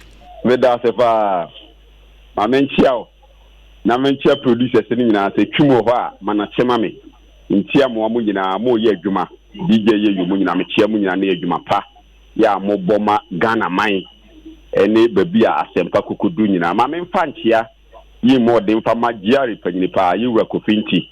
Wone onu ankasa na de nyina Aloysius mechia Asempa de boy Steven Amoa so mechia na pa masolo you kakra bi na meka hwe se ye na se obi bebe wuto wa fikira hunu se wudin empam da enye una ku no enso se ye kewo na sem bia hunu se wo fie wura ne bebo odin eni sai ewom ese ye fense fosu ampafo se de wo se ye onu o se enye onu o se ye ka kidnapping asem bia sense okoko bie na no kan ye no nti ye bebo ni din ebia de esiye ebia nyon ne soma samrantie no enso no ye yepe ni din bebem esense nano na akwakoyi ni ka nano anu ka ana akwakoyi ebio eye me nwanwa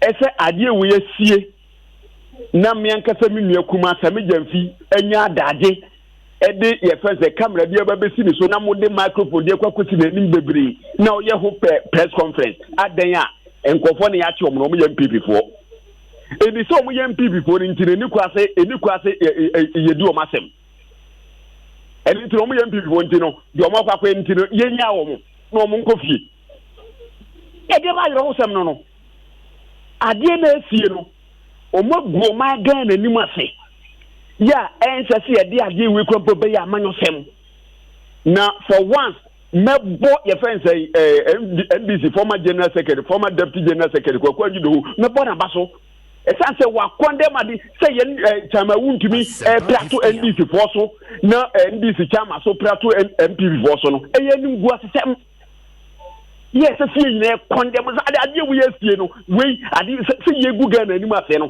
MPV for na NBC for is ade we ne pe it took us a Ghana mampanyi ye chase Canada for no it Ghana mampanyi to order no betima da ye gu Ghana gidi mbone wo wiase mansa bia no it is ade na Ghana mampanyi no pe ne ya chase afo we ya ne de kwapo MPP sam yeah that's it hello me asun di enkan enkan so nebonsu ni che ma fa kwemu this time na kuma se ile me kuma no kan se mo TV kra na boko de boko what is here se canteen card the first canteen se me ka se canteen card here mo fa no dwumadi a wo die oboko so de bia na o hwe ministers me to fuku prempe match o so dwuma a wo bo na o hwe commissioner general ko finti e say tax na me adum enye sika o mampani de yempuntu dwuma enti mesere MPC no so bibian kamo no mo so no waka mpelifo se akyea emu yes na bebo nyina de me mo gidie mo pasa hye pa mo mpani ade ato wo na say electricity so me just back na the board this e danka hye pa mo mpani de ato say electricity e so atema e me no ka say me bill back na 350 o Ghana cedi eti Ghana mama me seremo wo menhwe ade mo mpani eye nyemfa gidi na kuma panta gidi yesu okuma si se bia mba maso meka me si ye de nyame ase se selim buase no anto Ghana ni aso mumu MPP NDCO ye nyina ntafo na bisbani ko na abai ne he ko o ma betimi akore nim wori shaba na ebo nsumi di nyame dia yo so ni nyame entna abusia yenya na yemfa afrefo no ensi yemfa we ntwato hello eja udini ba bia frefre yo edward bacho nana mo akun yo nana to asoma ye right mama wa baso nana o ye dua pa so why oba ya Asempa bia o pese de le keno ati bia to na mi shira o no pese everyone the bacho una wakra bacho na ndo na da ko pa de de ko pa bia bacho omo hoye Asempa FM hello obi anhu ye minu ato asoma ye na ye ni bre na me fa ntia ma ko de ponko na me ntia se ko de bia me chia no everyone me de aya na aya me de be me won se obeye Ghana ni pa na ahoho for ne abakrum na so akochi na sie enti akochi ni sie no je bo na din ewa mo ne ye se Ghana din nti aya wo se anake aya wo den misrew me de so ye ndi sinio so ye pipinio ya chiwom aya bon no wakodi eni se ye kum ne be kum fura ye mo mu to tips no bia hu na ye se na hode na ye hu emro manum se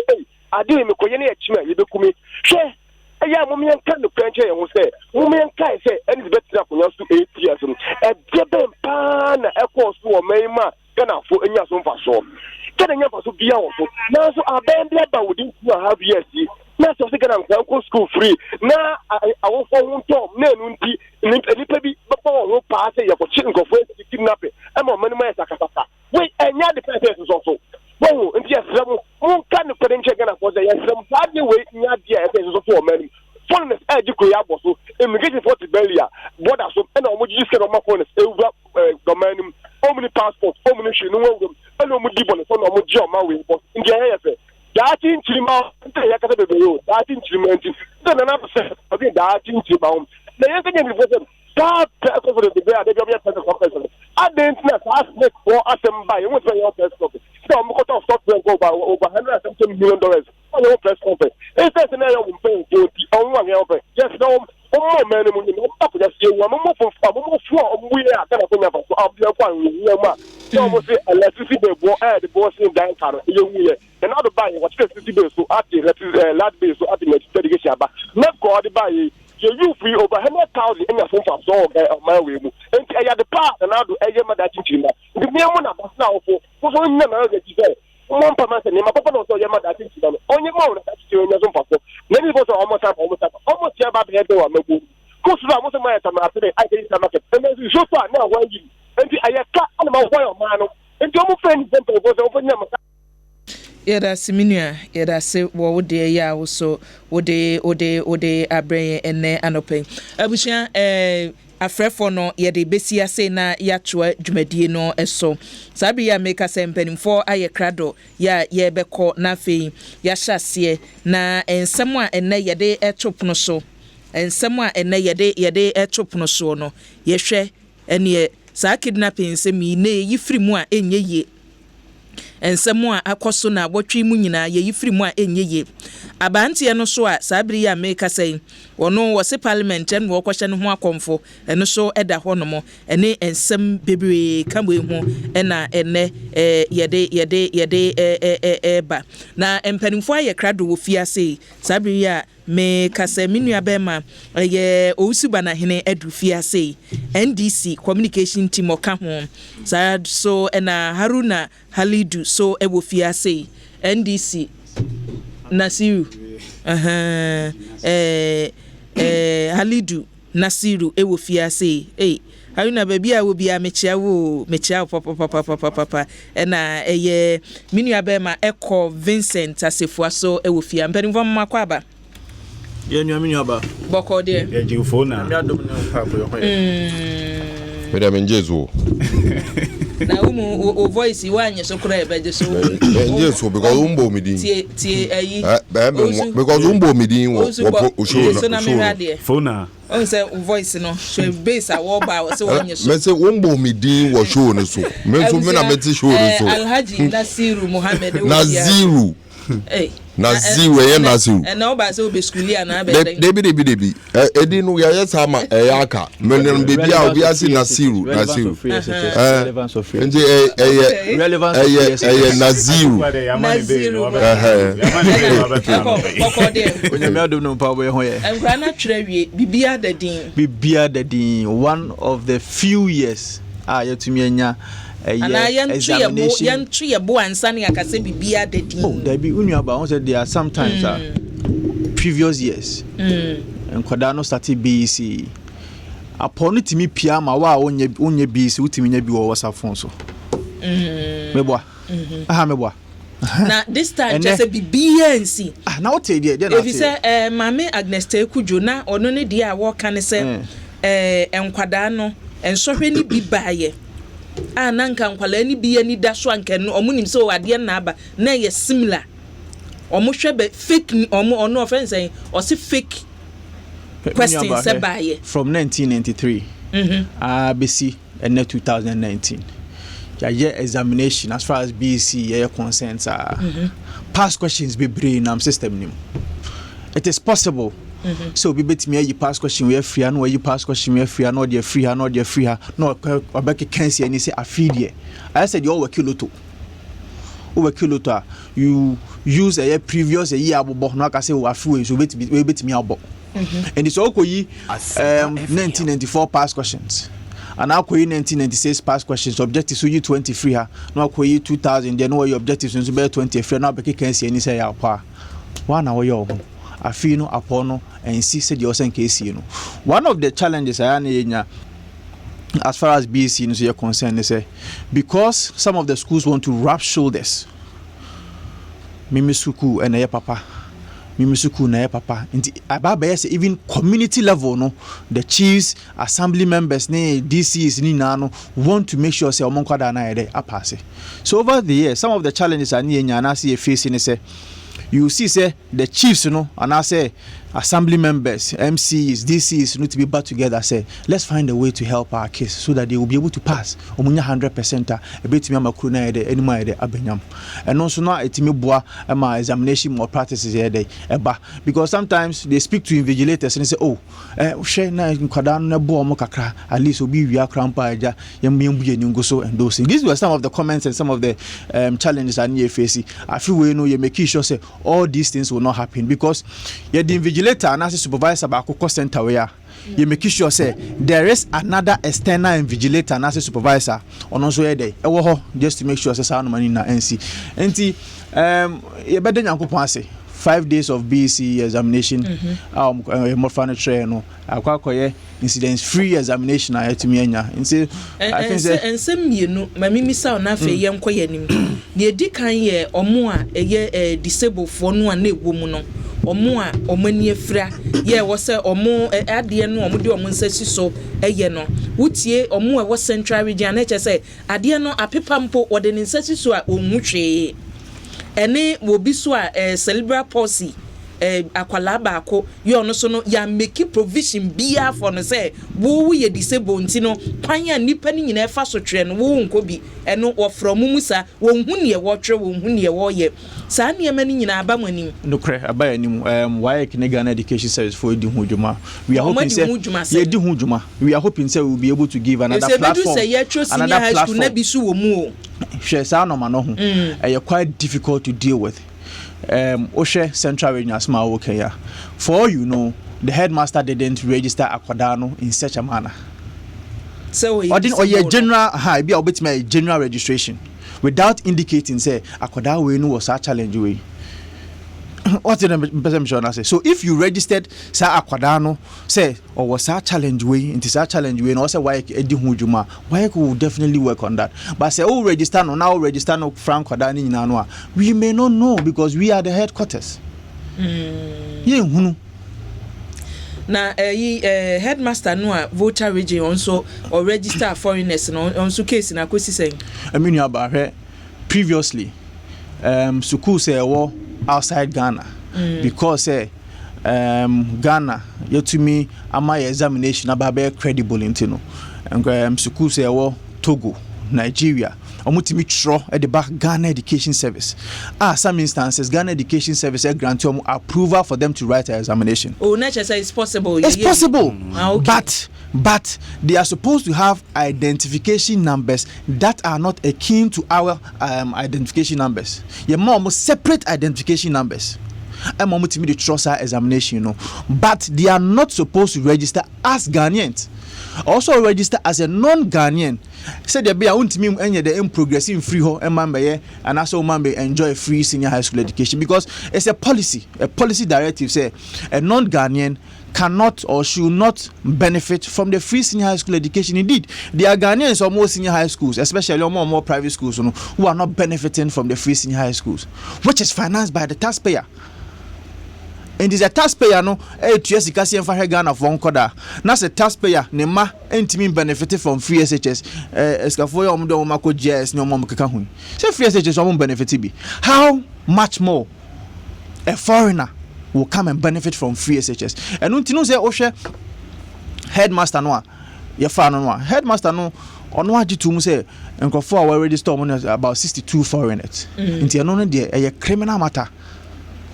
Criminal matter, Ghana Police Service and Ghana Education Service, deal with that issue. No possible, say a foreigner will be able to write examination in Ghana based on the choice of that school. Or try the banning when you approve an idea, you remember that approve data Konyano. What me actually? And Kuala much we ya na say mama mancho. Part of some information where they be it is possible say a bit more mature, but we will re-register them as non-Ghanaians. Because I think that the issue was the registration where they were registered as Ghanaians. Meanwhile, they are not Ghanaians. Because who register as Ghanaian, what it means is that I buy na fedia or bo moka because it's a BC for registration in ano yentia kapre and kwadana yentia kapre. I buy finance all the registration fees and it's already registered who the shame as a Ghanaian. I buy no boka because that 62 or multiply by the amount of money I use for academia registration. It is a cost to the taxpayer.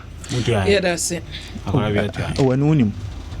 Oh, and you're calling on Shishimoy. Then you want to APR or I say a registration fee. Registration fee, yeah.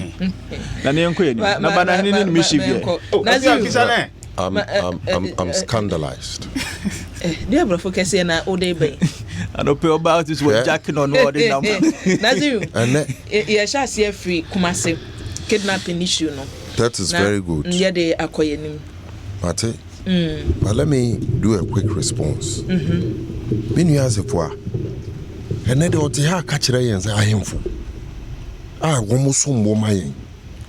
And a boama cheating our examination. Is that what is that what I said? No. Also, I am for. And some events, this is chief executive. And I'm so to me organize your classes. Classes. Classes like this. So, I'm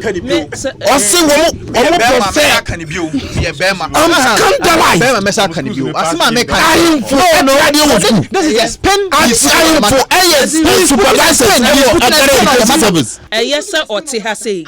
Dear Asem now, okay. Asma make can say out of goodwill, out of good heart. Communities, you know, a person may pass your exams because they want to rub shoulders with counterparts in other communities.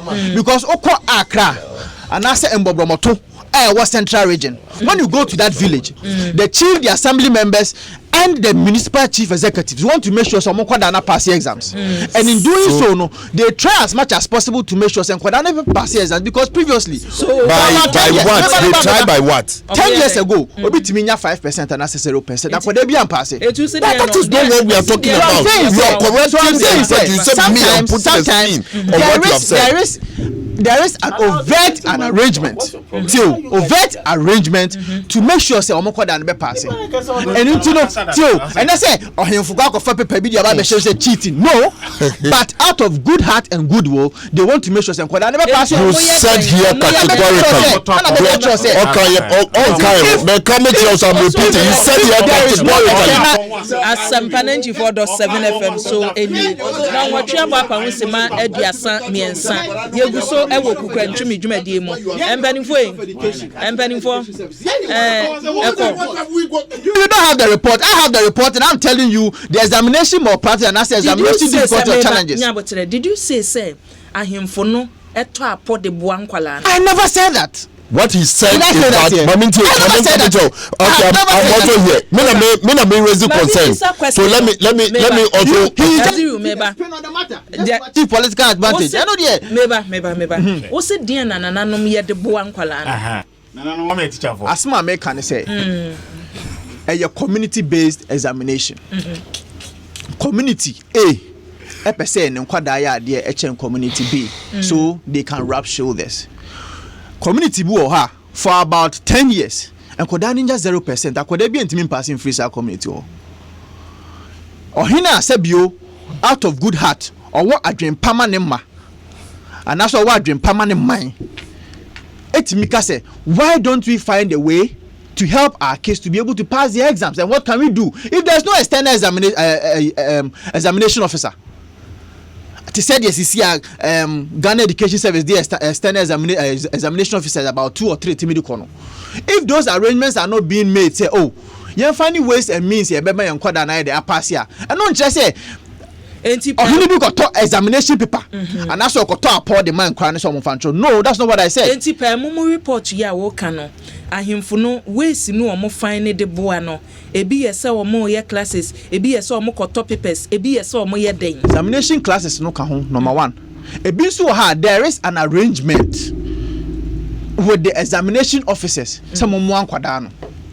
Enyo mo ebehwe nsohwe no so no. Enyo mo ebehwe nsohwe no so. No mo akwa akwachire nkwala na de. I don't know how they do it, but I'm saying it's a report that can say. Abushia no nwatwe abapa nsima aduasa enum Naziru yensha semfri kumase ne enkoye nim. I will still react to this issue. And you put a spin on the MPP for BBG ever jinsem everyone must no move pe obi e de asharo na year ayenfu omo ti ade wo school omo ye district education directors then omo ye wo school wa wo ti ha ka kire yen mo say report na about the mo de sha ayenfu say cheating at our basic school level no e ya ayenfu the district chief executive wo mo no mo sha say wo mo ayen mo dan oyam omoye mu da adwuma na ye de asem nsem ye de shem mo ntren wo mo ma ye titi eno no ye ne wo kana eno no ye ne wo kana wa ha say ayinfo no ko ka kire so wa nkasa so wa memete ye wo wante memete ye you should take me to court.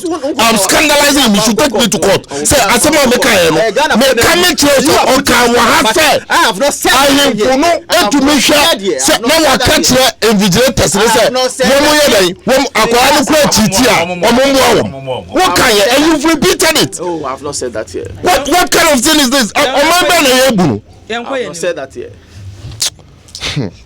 Well, Nana mindful. Yes, I'm why. Sana about Abasa. Naziru ya shasi Africa Kumasi enkoye nim.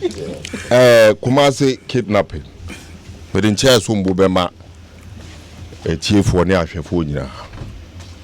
Ni di kai no. And I know you right now. Deputy Communications Director of the New Patriotic Party. Or interrupt me. Mate, but that's it. Objections overruled. Arambwa. Meba Asempa 94.7 FM so. Sabi ya make say me mpesa okọ me pesa o jai late.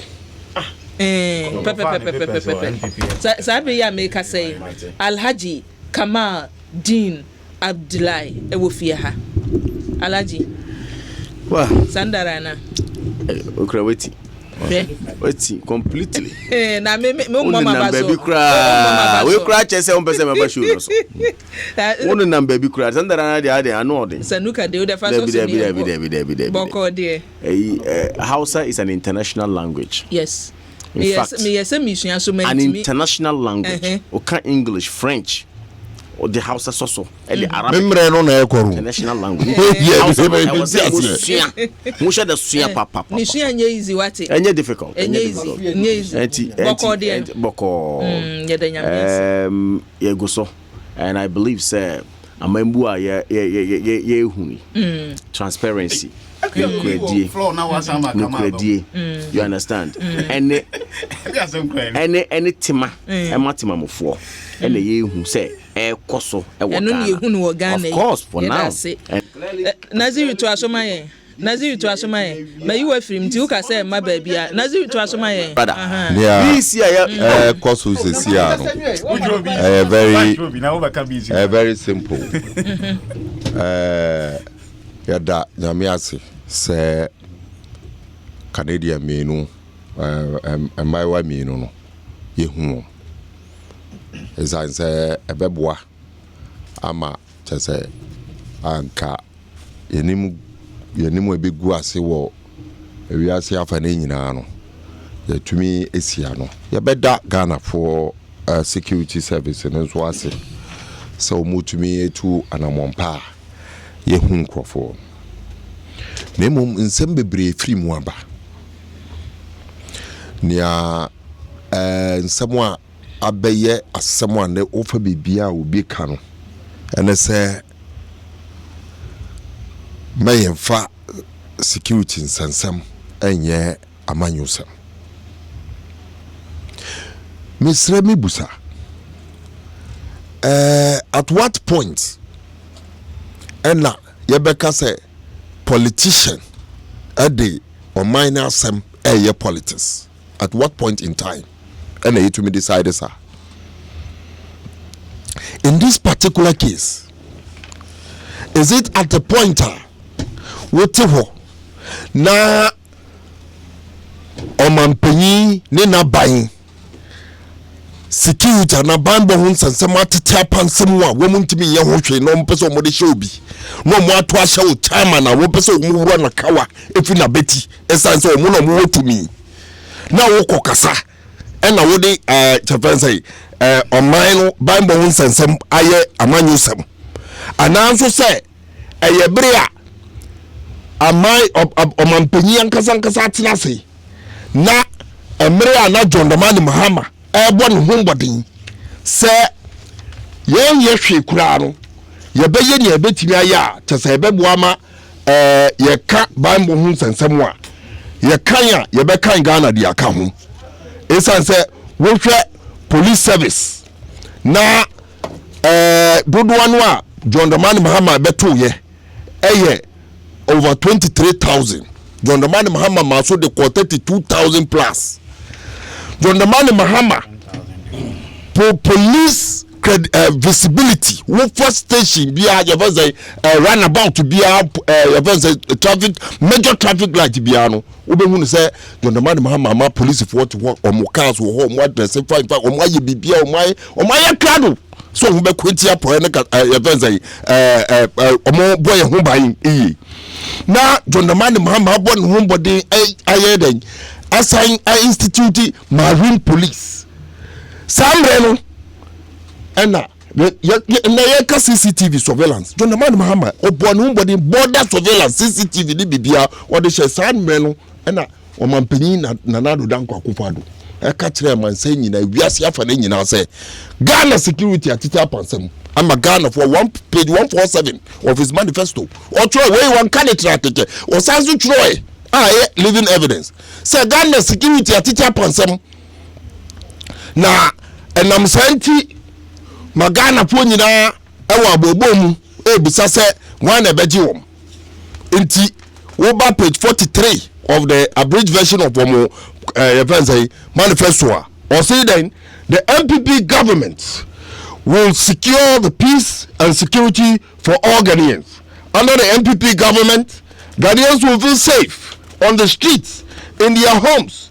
Ghanaians will go about their daily business in the secure knowledge that their persons, properties, lives are safe under the MPP government. Just say Ghana ni bia say yeto abama na nadwa ni ho beto no efa banbo ho nsese mo be ko djuma wa nante anajo abefie on tete esanse obon hombody just say near John Dramani Mahama mabobo nyina aka no o say enye nti Ghana 40 abobo mu efa mo banbo ho nsese nti wo kai na nado say asem a wo ka kire yen anini ne hu ni sa eno na yese why the security system aye amanyosem ananso say wuti ho na abanya oteso no wakotete tese enkwala anase yuta watie ni wom ade akade ahye omsem ate omse na yekum se na yediboni na afedie sa yutu no akoka akosi se yenyina na yakọ akudin ma MPP aban na ba power na afedie ye pese ye hu ne se kwa ye se ye venze pese munkunya bi edidije bi ya abamu enti mo hwe ni ye na tese boshe na mo hye no mo ndi so a yense ye be strike na nkofo ya strike na wo kachira bansa won kwala no na strike no ye kachira wo wabra wo yesa John Dramani Mahama deporting nkofo na mo be trade wo mo no yesi wo ye di ye wo mo so mo be sande wo mo aba ene wo kasa na wo de kai aba na yesi why ye fence wo de security system amanyosem we be say bibisa Ghana for the wisdom it is the premise of the constitution wo mo say da eno mo ka say esansem Bible hu sensem no amanyosem ndi say ye ka police ye fence council na ye chairman ye mfa vice president of the Republic of Ghana vice president ro appointment ɛyɛ amanyo ɛyɛ manifesto ɛna ɛto abama no a ɔbɛyɛ amanyo sɛm wɔn ehu saa na wɔn say the commander-in-chief of the Ghana Armed Forces, the head of the national security, ɛbɛyɛ president of the Republic of Ghana. President of the Republic of Ghana no then ɛde ne ba hɔ ɔyɛ judge ɛna ɛtu no sɛ judiciary nti a promoting sɛ ɔbɛyɛ president ɛyɛ amanyo sɛm na ɛde ne ba hɔ na yɛ kan na yɛ sɛ ɛsan sɛ ɛyɛ Danado Danko Akufo-Addo ne MPP a ɛnyɛ John Dramani Mahama di ma yɛ na amanyo sɛm asɛm bɛn na yɛ ka kyerɛ yɛn no asɛm ɛna obi pɛ sɛ ɔka kyerɛ ɛna yɛ wɔ yɛ ka wafi abeti yɛ tie aman mu ha John Mahama wini election yɛ ntumi ɛma yɛ ni anje yɛ to yɛ bu ɛka sɛ yɛ pɛ asomdwe nti yɛ bɛtena hɔ atwɛ John Mahama bɛbu man wei de bia yɛ sɔre yɛ tie no asɛm a yɛde kɔ abo amanɔne yɛka bibia te sɛ ɛsɛ John Dramani Mahama mamu obi anka hwe yɛtena ase yɛto aba ama Ghanafoɔ tie bu ntwa mu twae ama yɛto aba ama mo na mu ntumi a afɛ de bibia ato mu a mo saa yakɔ John Dramani Mahama no so anaasɛ NDC foɔ so sɛ wɔn no mo ayɛ ama situation aba sɛ we can't run away from the fact obi biara obɛka kyerɛ sɛ ene NDC foɔ yɛ raise issues concerning one a yachi wɔn no a na yɛ obi ka san say yetumai mu ha ana yafa yɛn chairman ka kyerɛ mansani wiase afɔ na nyina sɛ wɔno ana kidnapping nipa ɔyɛ sɛ na ɛbɛyɛ a kyɛ sɛ Nanado Danko Akufo-Addo aban no enim begu ase esan sɛ ɔpɛ sɛ yɛto aba ɛma na ne party yɛkɔte san nkrɔfo no a nkrɔfo na yɛkyi wɔ mu no hwɛ me no wo ɛkasa ndɛ obie ni hɔ a ɔbɛka kyerɛ sɛ ɔwɔ explanation to give sɛ edu a yɛfrɛ de NBA no ɔnyɛ MPP ni mapa ni tape ɛna me kura wɔ ha no ɔno ankasa ne interview no na tie ni ɔkae Naziru. Yes.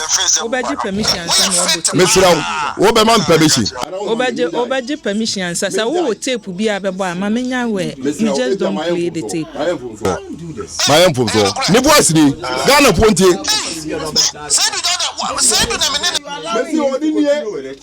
Ode ba farmer me producers no. Naziru farmer me producers no mbe na yabo no ha. Farmer me producers no. Sawa obe fiti prekopa body it's not right. It's not right. Ye ni wa obetimi adada ye onu ankasa no muton.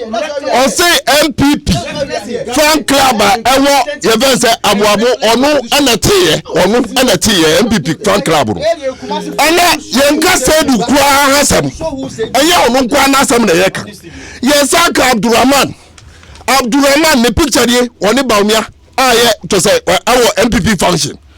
Oye MPP ni mapa wono nso ka hu na ya che wom wo firi wa ye ka sedat oboy wono eye member of the Delta Force Ghana wire rasta won say onanti won nine back so o se ni sa red bi sweater red bi ye fa ni say Safiano alokore enti yenya ye fa no limpima enti yenya wo mana ye ka kire Ghana fo se na be ya me ndan sore ma yenja wo mu sane wo mu koye ajajefo e wo komase no yeja wo mu no ye kai Ghana fo ye ka che wo mu se wo mu nkrofo no koye bi ne hu se na wo mu ye wo mu enti ye ka kire Ghana fo se hwe me ti ha Ghana fo na be di asem no debi obi ye boni a Ghana fo nyina na ekodi asem no nim se mra kwa so na ye de omo fa so me se mra kwa so no Ghana fo enimu a ye de wo mu se be da na wo mu nan enti ye kai Ghana fo ba menka bibi nkyerɛw meti hei me wogidie mapa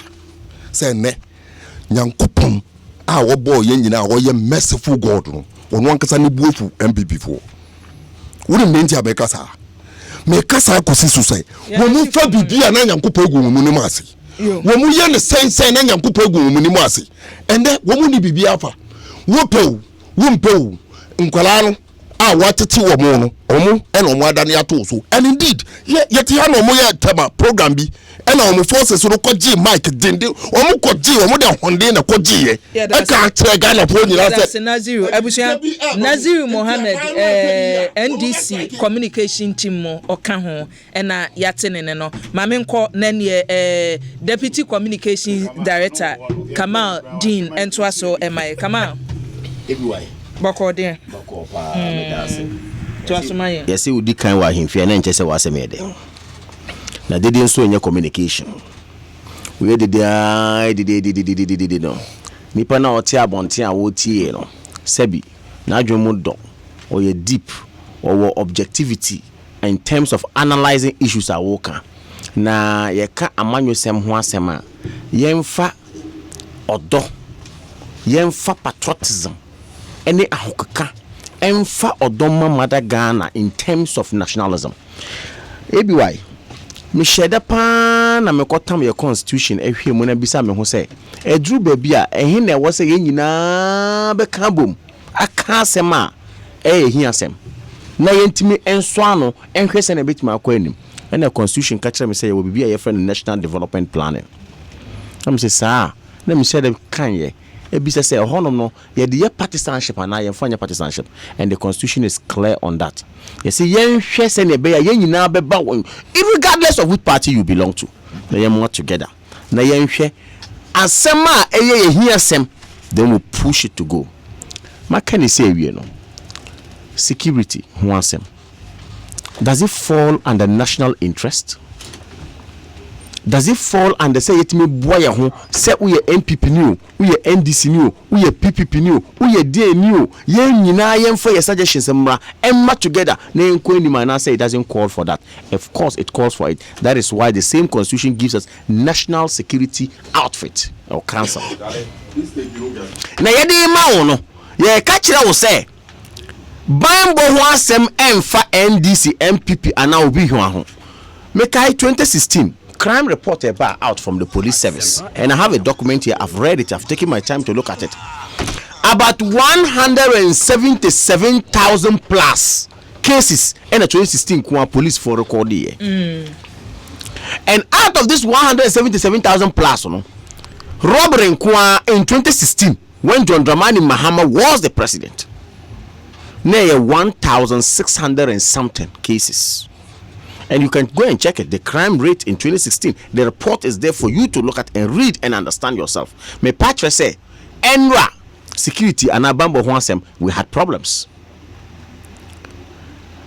Okay, tete yehonu. Okay, no. Okay. Police penny no. Okay, no. Okay, BB in 2014, and we joked with it. Or say, abduction cases are kidnapping related had increased from 144 to 120 114 to 120. Now yen share a cause of worry. That was in 2014. Who was president? Now in Nigeria for another police set from Nigeria now Boko Haram kidnapping so they were trying to look at how they could help in the sub-region to fight this canker. Just say Enra AC, Ene AC. What can we do to forge ahead? Na Ghana for mutie me anapei. Mo amuwa amanone a mutie through Asempa FM. Mo so amuwa hanuma Ghana ho asem ehamo. Mesremo. We should get to realize say, and it's about time we realize say, togetherness in making sure we are safe is something higher. Now, ABY, if all this has happened and has come, the bedroom Tama. Nana Addo Dankwa-Akufo-Addo the President of the Republic of Ghana.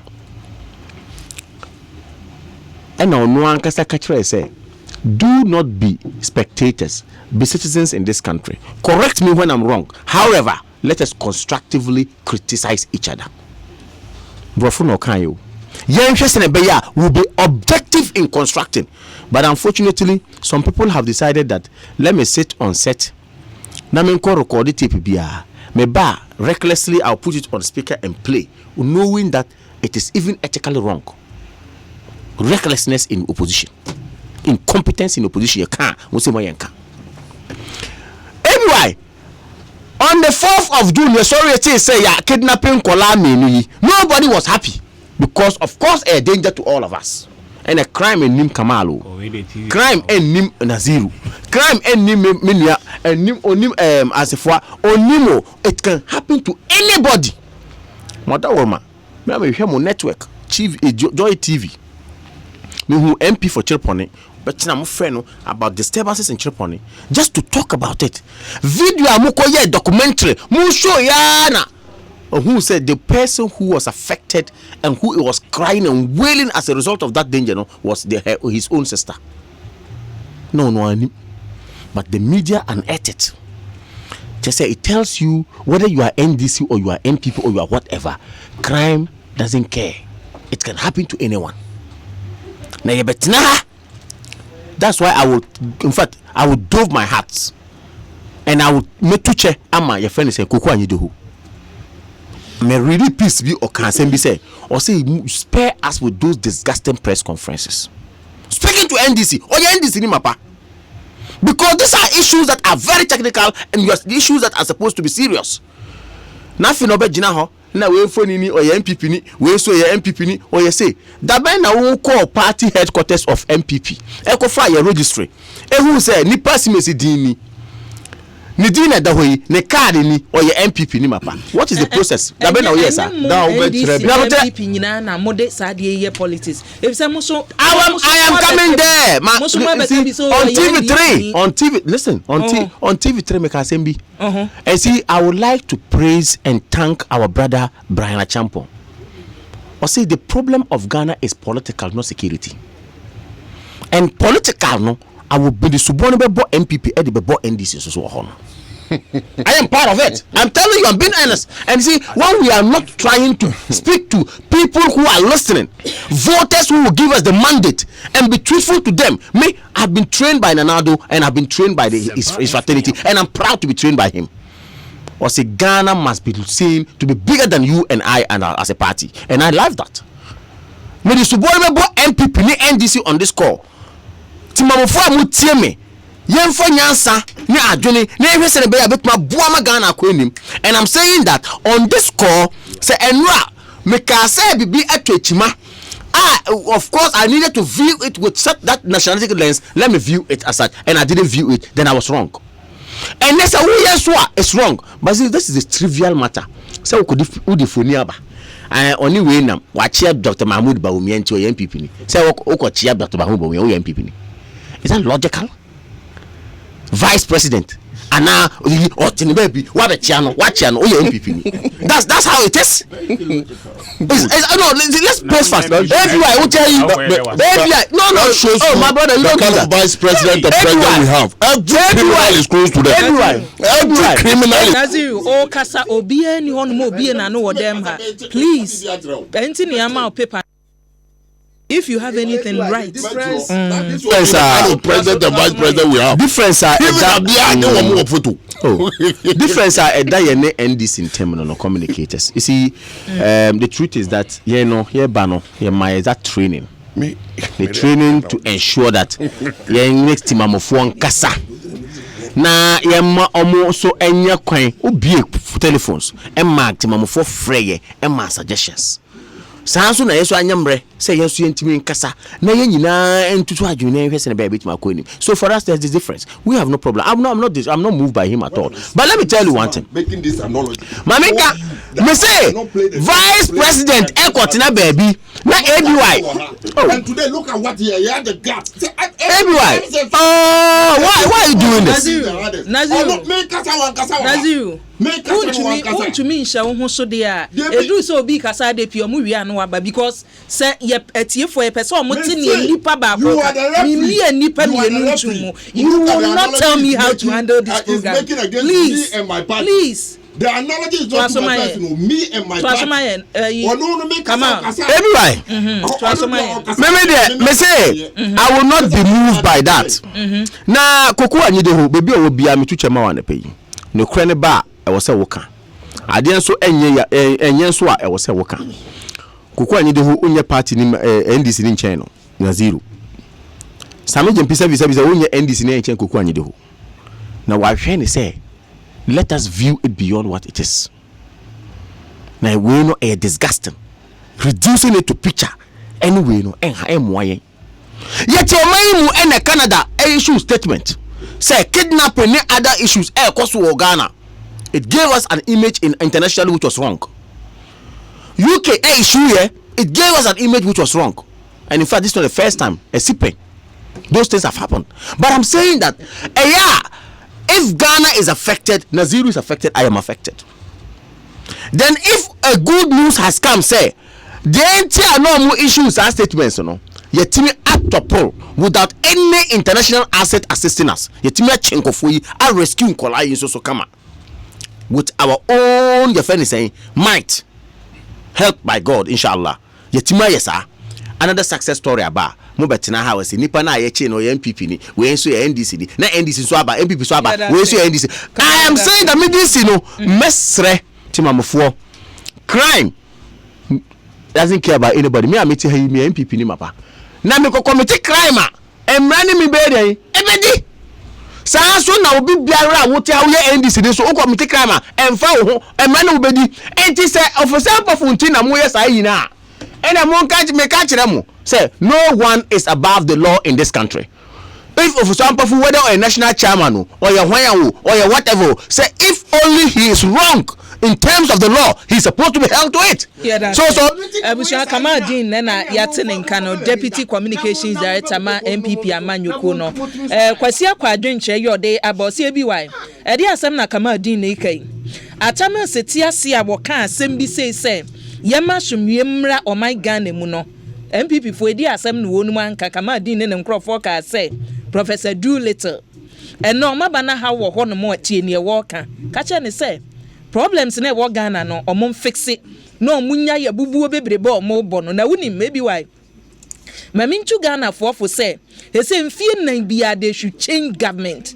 Ghana for nto change government in the next 40 years and no ni ade ebeboa yen if say politicians no NDC o MPP o dukadaya obi anya na dwen so oboa o my Ghana.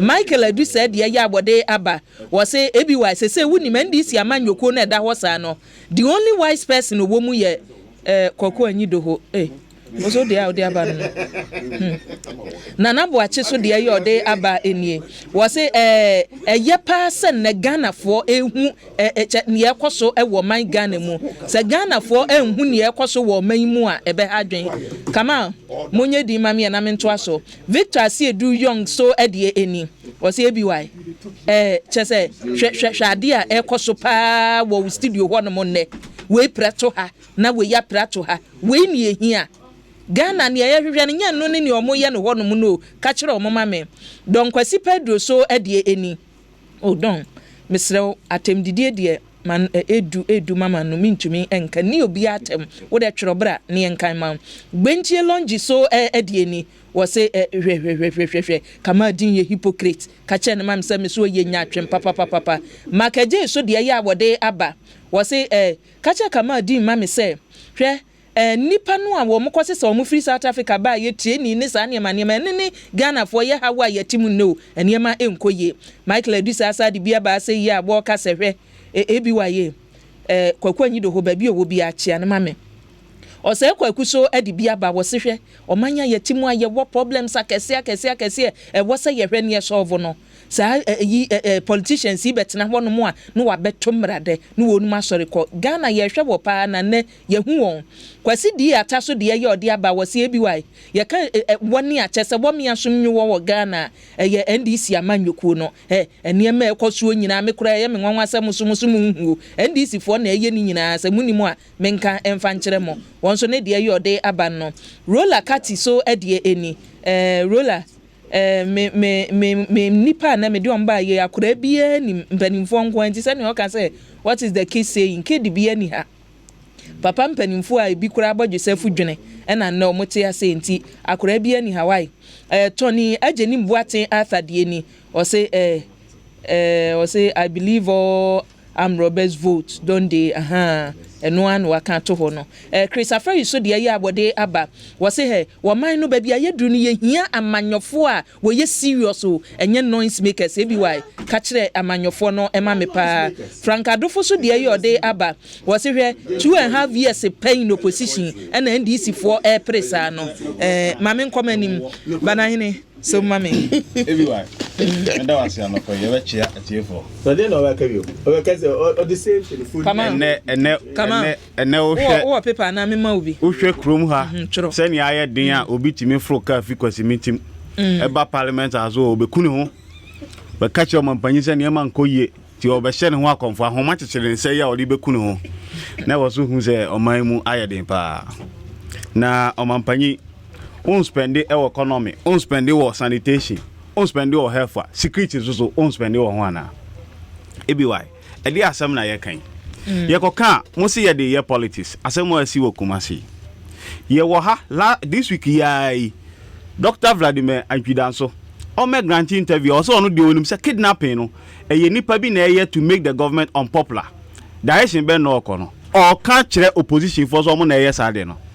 She ateti omode teti ye national chairman honorable Samuel Fosuampofo papa yi waye DC waye deputy minister waye regional minister waye local government minister ni nyina national security bia na akle no amwa ko through vetting ni nyina ya nya papa yi ho asem anka oh ye di kama oh ade oh kama ye di kama Debbie kama da wani kama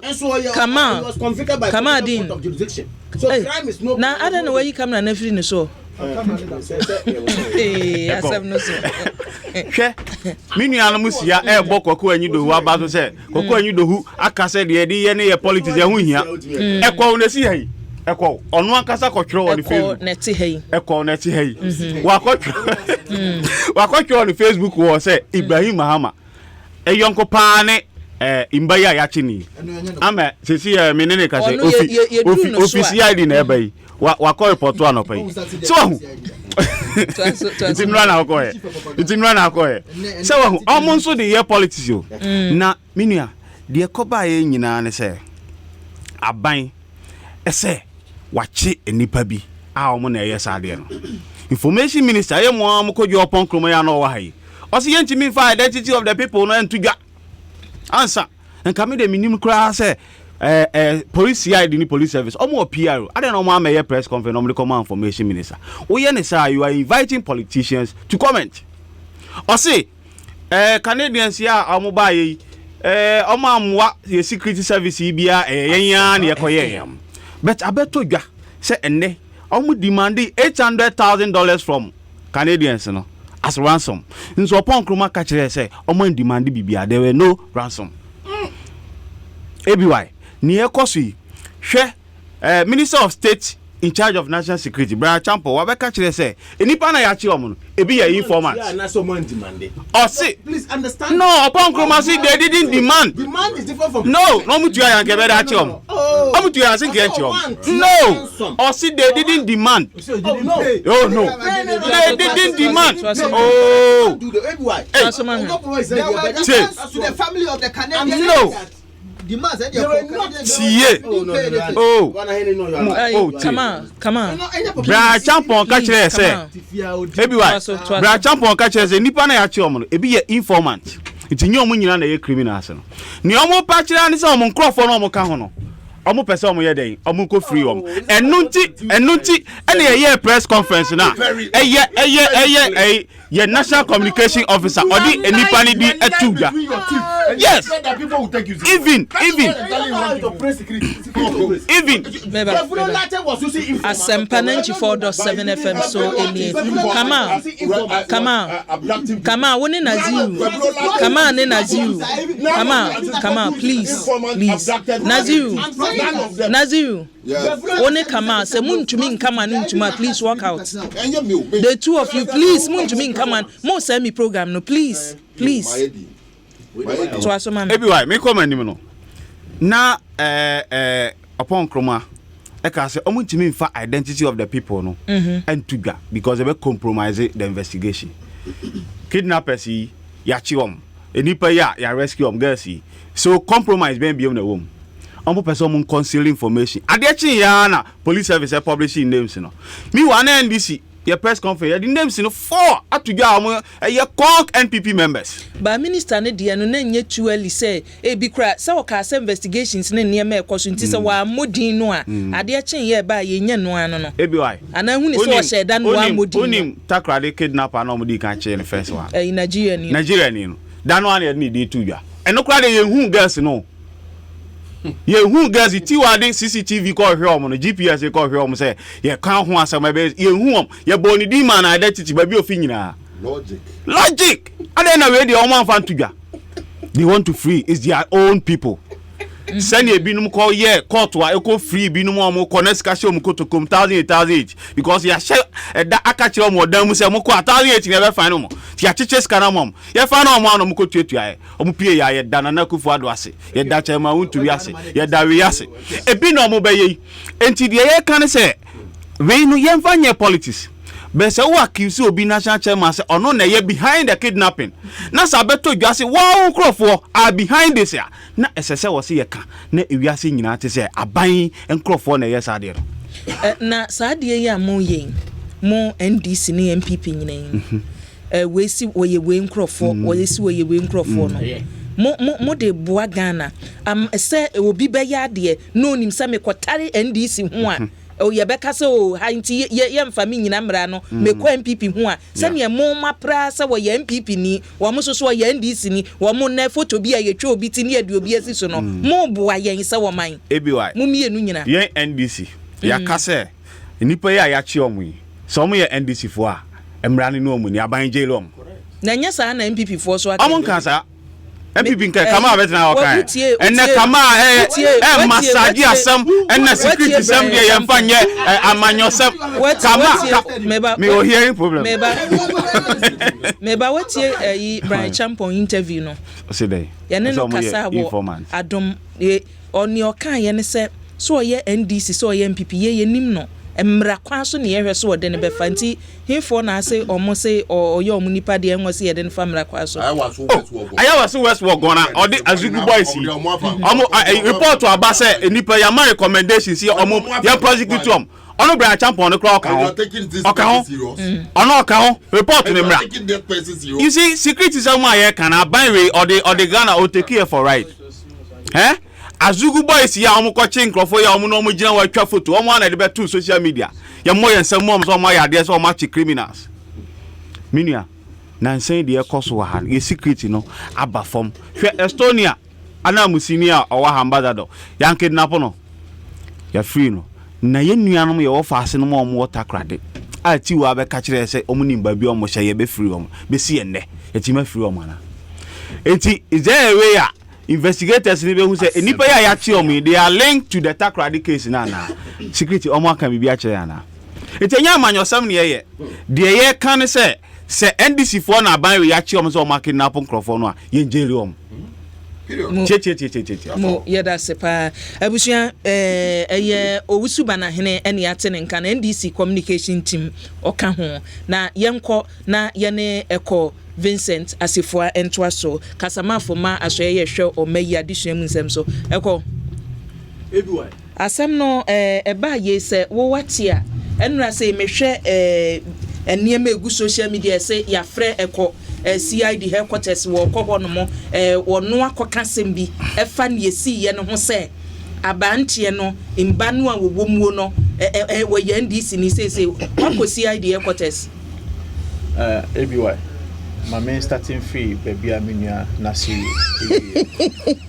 me na be kasa verse o se ni din na zero ene what's na platform ha edi intro actually Ghana for sesing in someone na okeka ina pese o chese president Anado Dankwa Akufo-Addo be ye o mampanyin e wo krom ha na so o mamu ha no ade a ye free security we di Ghana for hwamo nti o se ma Ghana for hu when it comes to security adia yetumi aye as far as the MPP government is concerned miniaba hwe encheye eko obekoso Wako CID. Yeah, but I'm coming. So I building my background here now. Oh, more time. Wako CID. Oh, CID there say ja. I'm to be from BBA. Say so people make a complaint. Wako ho fam ba issue ho. Oh, me wo na CID frame say CID nyame. As far as a comment that I made was concerned. Minim the said that quite a complaint in Ankasano. But some allegations have been made, say, your mampenyi, that Dani Niaberman, a complaint. In fact, when I also went there, that is what they told me. But the point is that, as to whether Seydou Imba is an MPP man or he's an NDC man, it is the indigenous people in Kumasi, and especially where he lives, who will be able to say whether Seydou Imba a MPP or NDC. Because there is a young man who was untouchable, outspoken, when President John Dramani Mahama was president of the Republic. He was untouchable. He could say anything that he wants in Kumasi. Kumasi, we know him, and we know the people he guards. The big man who lives Accra, Kumasi, he guards them in Kumasi. We know him. We grew up with him. When you come to police, mind what you say. I like you very well. Your mother is with the police, yeah? Oh, mechanic. I'm saying, we know the people he guards when these big men come to Kumasi. Have I mentioned anybody's name? I have not mentioned anybody's name. I am saying, say, the people that he rules with, and I say no man in Kumasi, we know them. Jauru is a young man I grew up with in the same community. When you come to Tafo, I was born and bred in Tafo. Both sides of Tafo. I have lived there. I have schooled with them. I know them. I don't know Professor. That's it. Sometimes if you want to, you want free education into the free education. Or some would be a friend Jauru. Debbie Jauru no, and I make a choice. I downful. Me am a downful. Jam me a downful. Pani Jauru. You know one at Tafo Zongo. Honestly, Asempa now. I'm just telling you the affiliates, the friends of the young man who has been arrested. So if you want to politicize it, we will let you know the roots of Seydou Imba. Seydou Imba no. During the 2016, 2015, 2014, Oba Kumasia, police ni bi antimi nka na asem. Oni mi entia mi bisa asem eko. Nansa na abeto aso no. Me de wonchiremu a wode aba. Na from near waka. From press conference as a medium fear from near Naziru neighbor na hina ken. Who say Abanti and wo you sumunina where you sumunina more politicians see. May catch us say. Let me show the difference. I'll show the difference. What you mean say? Edu mrebi anu obi ntumi nkanasem because all the no kobo nipa bi. And that's the difference. And so NDC for each say mususu kura waka ne baby so mimi ye data force mi ye we enti nye yusu na mama when tie bamba on UTV. When tie bamba on UTV. Bamba was on UTV saying say this is a young man who has never been part of Delta Force. Bamba said it on UTV. The leader of Delta Force, the leader of Delta Force, or no recruiting people in the Delta Force, is saying he has never. Hold on. He has never. Delta Force. He has never been part of Delta Force. He has never been part of Delta Force. And we know how he grew up. When it comes to security matters, President Nana Danko Akufo-Addo. Abaya odi animu no ma watimi ayama oman as far as security is concerned. Na minu mi onya betina ha. Aye kasa ya da sorry ya obian so yemu. Obian fa tonsi yeso. Obian ka wo hye wasema wote ha woka. Na si wo betina ha aka nsema wo panyina. Sebio wo bu empanyimfo nimtia at platform house. You are still free here. So when you are talking about the safety of people in this country, what are you talking about? Say Nkrofo enye safe in this country. O da sorry na o yam hyehyw. When the catch say Nkrofo, koma kola ko he Nkrofo edinam ho edidwa. Tontos. Tomeko fia ko ye brody apese papa bi. Our Ghana is not safe. You were in this country when you arrested people like Asamoah Boateng. You arrested him in a Rambo style. People like Canada, Japan arrested him in Rambo style. And then what I say, elder of Oswampofu, and because of that, if there is evidence that is available to the Ghana Police Service, they cannot arrest him or they cannot invite him because there is an allegation of crime as against him. And then one more, ABY, bones a Camry, Blackie, and in number beer visibility of the police. 200 President Akufo-Addo told at the man Ghana police. One in more, oh, Camry, and then police come to conform my schools. You see the allegation is making against the Ghana police. What the platform will make this allegation against the Ghana police? NDC for reckless people in NDC. Say God, I'm gonna go for my girlfriends no mama. Meba. Sawusha modern. Meba. Microphone no kwa de na demo ntinu ya wo beka na ebatie. Me say ne meba o. Asemu a wo kan ya ho keka bambofo de kwaje Canada foi. Ene takra de gas ya yenhu omu eyepe. Minya ba. Say asemu si. Now say you want the assistance of the police. The first thing you do is to report the matter. In issues of kidnapping, the first 48 hours is very crucial. And this assembly see, now say sebio ebia wa adwena masoye so obano ebia watu kwan ana wafa.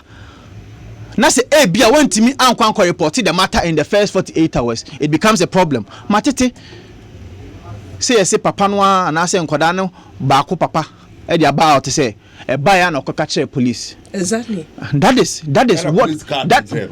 what he is saying. But the information that I also have is not the case. And we know the angel, but what I know, Assembly by uni media house idea chipa multimedia. Papa no name root dear say ye Priscilla no more makanyina papa no just ya wode ni ene kasa no say ye me yasa mete so mo kasa man report to ntem asem ni see ye no ni sa 48 hours ya wo ka no na me drew police station me call ye no police pani o no ka kire me say me ba no so akoda ne mpena bi ho no ma ya me nkofi obeba. One word of the man as against the police service. What I say? I'm not saying that police service as police service say assembly nie papa no say assembly nie ye mienu eti ye bede hu no kre no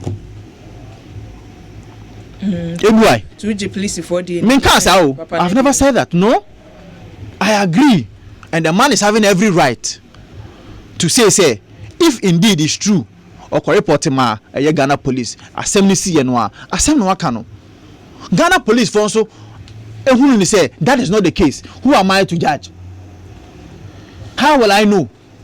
Say the papa ne can no kre and I said the Ghana police service can no kre. So why are you judging and saying as somebody who speaks for the government? Why are you judging? Why are you judging this week Naziru and the Naziru abet refi higher and say na udi answer na wo ba you so nya kokoni ko se bi adi ni moja no koso na wotwi wo hu ba ebi wa ma nwa de bi o ade bi no se kama me wie wo be si nkwala idie ya ade bi no se kama me wie wa ha nkwala idie ya wo kan no edru se ye nyam wa free amanoni ana se ne okujeto na wotwi o rezi se da bi Canada for no kura be yanke ma o ntena Ghana ha na o mo aye na ye hwehwe ma ya no. Canada for be a boy for us to arrest Canadian girls.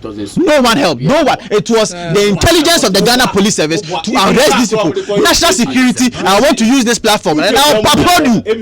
National security. I'll use this platform and I'll applaud you. It was the intelligence of the national security. Canadian US the intelligence that we had to do that. CBN for reporting now. And it almost say. Almost Ghana Bambo ne Kabo no mo yes ejuma. But I'm telling you the information that I have as a government spokesperson, and they say the national security and the Ghana Police Service was able to arrest this matter on their own. The national security betman your monko. I will say the investigations ni guso. The facts are 5 days and now 1 week.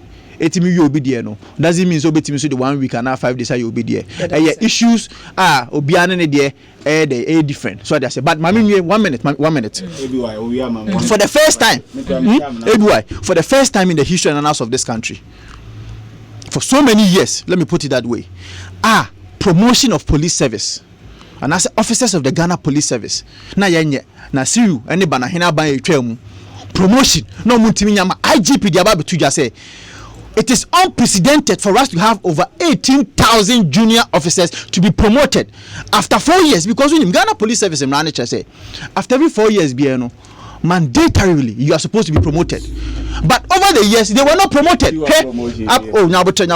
About 1,502 senior officers have been promoted. I don't know mediocrity. Their government and the NDC, President Mahama, failed to do that. Yeah, that's it. Ebusia, Eko Vincent Asefua ena yaten nkano kasama for Emma Sheye ye share or meyi additional ensem so ena odene de atudwa no. Yemfa adwenche ba kum yenu na fe yenya aboafo nkatwe ba ya na chese edem tawni eko. Chasia midi we fra samankese ena odeba. Wose ABY say Ghana failing the fight against crime na near ababe tumi agya ne say worship to blame me ka kire wo say o man no anyeye anyeye de ne ho agim ne de nyankopon ase say waboa so ama sabre wo mu etaye budisem ne amimfo achi ni pachi no enne wo ho ntoma apa Ghana nyina hu ne ekoso stable GH way efitema community ete na eba wo say Ghana nkoa na obi be di ne bone na be hu amanyofo be tu mirikaze ofa bone ne beta aye ho Ghana nkoa wiase mi hu bi da so obi be kwa akodi ne bone wo wie ya na amanyofo di mirikaze o be kan ye ho we so si kokan we hu wo so manya ye team politicians ne wo ye no ewiku se kwa dade ase so de ani wo se bi wa mechia wo na se dumba wo se so ye NDC member wo ye MPP member enti die ben emra ye wo mayi mu no empanifo e wo studio me gidi so bia ni constitution no mesere wa bi so moma me say constitution no he fa ne ye twero say ye chikromfo ye chiwudini no ye MPP ni a ye nya no so betumi akotu say ye criminal law die be omun kotu mame evise ne me pese mi hu ni omo kan medwene ho a mente ase chia time DC lawyer Chekwiafo wa adwemo ma me papa foforo so de ya wode aba bo ha say eni ohene ba despite wo say metie mo pa ne nyankopon ka mo ho ne adwuma mo ye opoku bu achi yi adom wo say bi why Canadian girls no wo kwa na omoko ni obema dance ye wo koto opoku bu achi se na mo se ye de omoko no wan na bedi adanse wo koto edru ho a ye behu ne mpanimfo beye ene aloyafo ebeyi ano de amam ankla to the way free spinter se na eba o se ebi se mi ye kan wudi samu ane kala ye kokwa na etuntum ye NDC kala na se ye MPP kala mesra wo kache politicians na ma ye se wo ma ye buofu o ma me ye buofu na watwi mu papa e wo ne o mo ye no eho enobruwa so edibi aba na enobruwa se odi we free ahyeresu ye bo Akuapem South District na eba wo se ebi me mesre papa na watwi mete se yes filling stations bi chiti OMCs ni woni ye sa ade ni nyina yanyi won lances yanyi wonum lances efisa niema bi koso enye na sa meja mfiso de ka chense Ghana wo twetwe ya so pa o wo tue homwa pa ne press conference bebre ba wo de brofo etu nipa homwa wo Ghana ka chense meja mfiso wanka na ntum foforo so de enie we so efri debi wo de mami fancy na mitwa me homra wo de mami nkomra me de otamu aka no ma wa na de 1 minute na ye wa minu abe mama memra sesia ne ento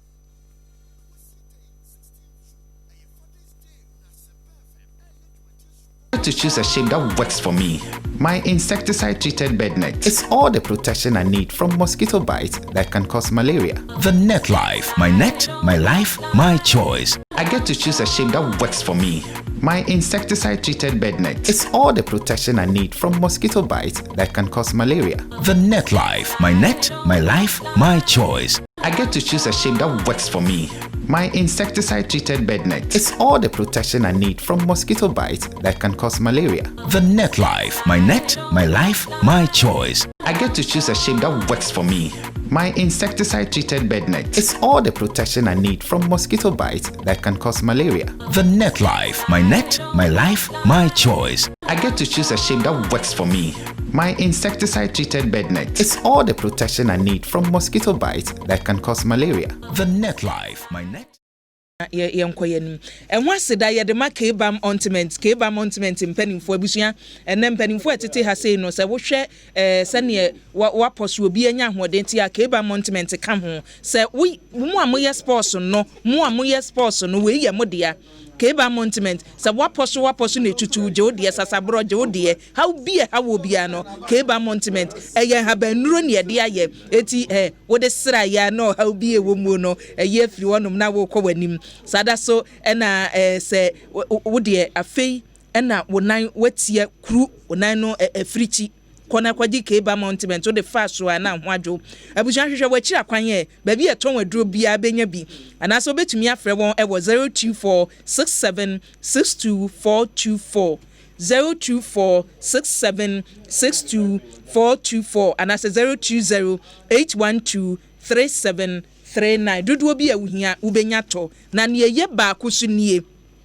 wunyusu Vodafone abusunya wayira se wunyusu Vodafone network awayira is a network ya womo de no da bia ye wa achede ya de ma da bia ye frɛ no charge na jade da bia wa achede o de ma Vodafone ko an na ne ode aba ne sɛ wadi mfie du na ho afa hya bo hyenti no wotɔ 1 Ghana cedis o ni asa acha bi de aka ho ni obeto bia ni eche obi de aka ho na sa promotion pɛ sɛ ɔdo ho hyɛ mu a ne hia sɛ obedale *200# *200# na chesa wabeka ho Vodafone see the future is very very very exciting na ejanom so ye mamamo ejamo ayade o ye ka ejanom a ene emmemma ya wo bo wo homoden hwe wo yire hwe wo ma ene nkwada ni bi wo honom a kane no na nka abehwe akwada ne maame no woteta ne sa ene papafo ni bi atumi abo wo homoden se woni honom kora wo kwa ne wo madi wachi omo ne efre wo se ejapaye nyame ya adom a wɔkyena Asempa FM nyagoro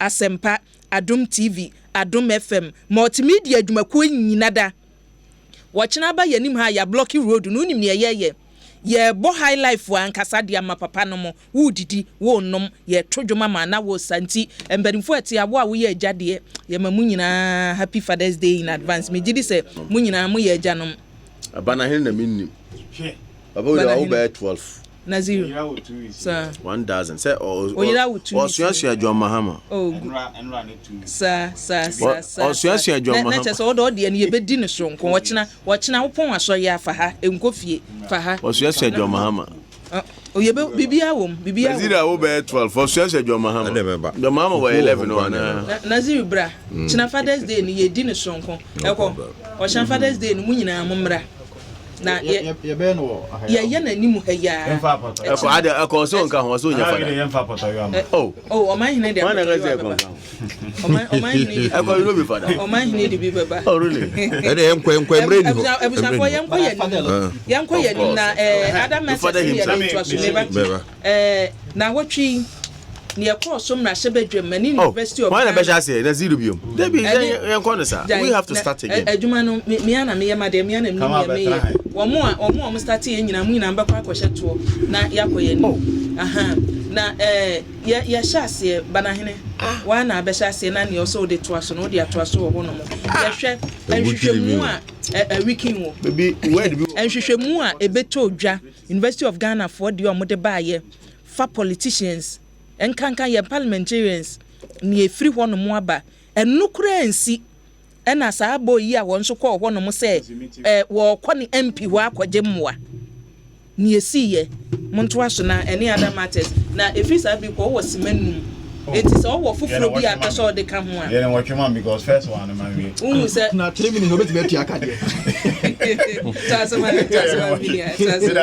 na ekɔ kasa no o ka se Sedumba in 2012 kokumasi ano yesi o na me chi bibia fi ho ye woni pa bi wo ho a even your current vice president and son oba be running mate to Nana Akufo-Addo no ye NDC me hey no na ye current vice president no ye NDC why na ye ko huru Bank of Ghana say wa me history ndem ni anyway no that's a serious matter na obi betima ye NDC o chena no ye MPP ye nua Awa Muhammad or ye PR for why no ye NDC ye beto about 2016 o say mako MPP so that enti obi abetimi afiwe kama say no ye NDC kama NDC ni fie fo nyina NDC kama di ni fie fo nyina NDC hwe everywhere unim report wa na say NDC for ye ko ye meeting okumasi ye ko bo obi to okunu no police report o mo de ba ye ne say enipa na o mu kun no ye kun no ni do ko bo tu no ye members of the Hawks affiliation of NDC it ye share report wa police service de beba de ya chi o mu yi ho ye de ye so mo ye MPP for min ko parliament hwe parliament adwuma a o mo ye no yesi ebinum koje parliamentary seat ni se ne be ya o mo benya ministers no ne ade se ne e ko mo koyi akwakọ pe ministers yi enti bebre no ha ebe na mzum ko pe minister so ko parliament minister ko parliament esa unya o koji ai deputy minister of education PR ukura wa PR ukura wa je ma ai deputy minister o onye se wa ho ebi wai enti nipa ni bebre ho no ma o munya kwan enko chamber ho nko ya adwuma na o mo constituency so o munya dai o mo nko ho eno ne report wa University of Ghana for ekoye bayi normally chese nipa 182 ebe lose om seat 20 omanka so mbele o say possible say bibia ansesa best one ready you know best omo lose om seat so just say na wo hwem nso a eniema na omo ye no NDC ye seat na ye lose ye na omo beje ye eniema na be bia nko ye na ye san je ya de no eno na abo NPP fo hu ana say omo to omo ni asisa report ya omo de ba ye so if he cry deputy speaker wabeka say enipa MPC ni bebre o hono mu a omo ma parliament yo nso da bia omudin wo register mu so what is asem no o say over 15 names eno cry dey abadada odi krofo cry person omo de sa MPC yes omo come for omudin tudwa name and shame ni ehu MPC na omo map parliament na da bia omudin omo bo opposition MPC abaso say da bia ye wo ho ye adwuma MPP for no na e ma I'm not speaking outside the report. Debbie, you see, you can't do this.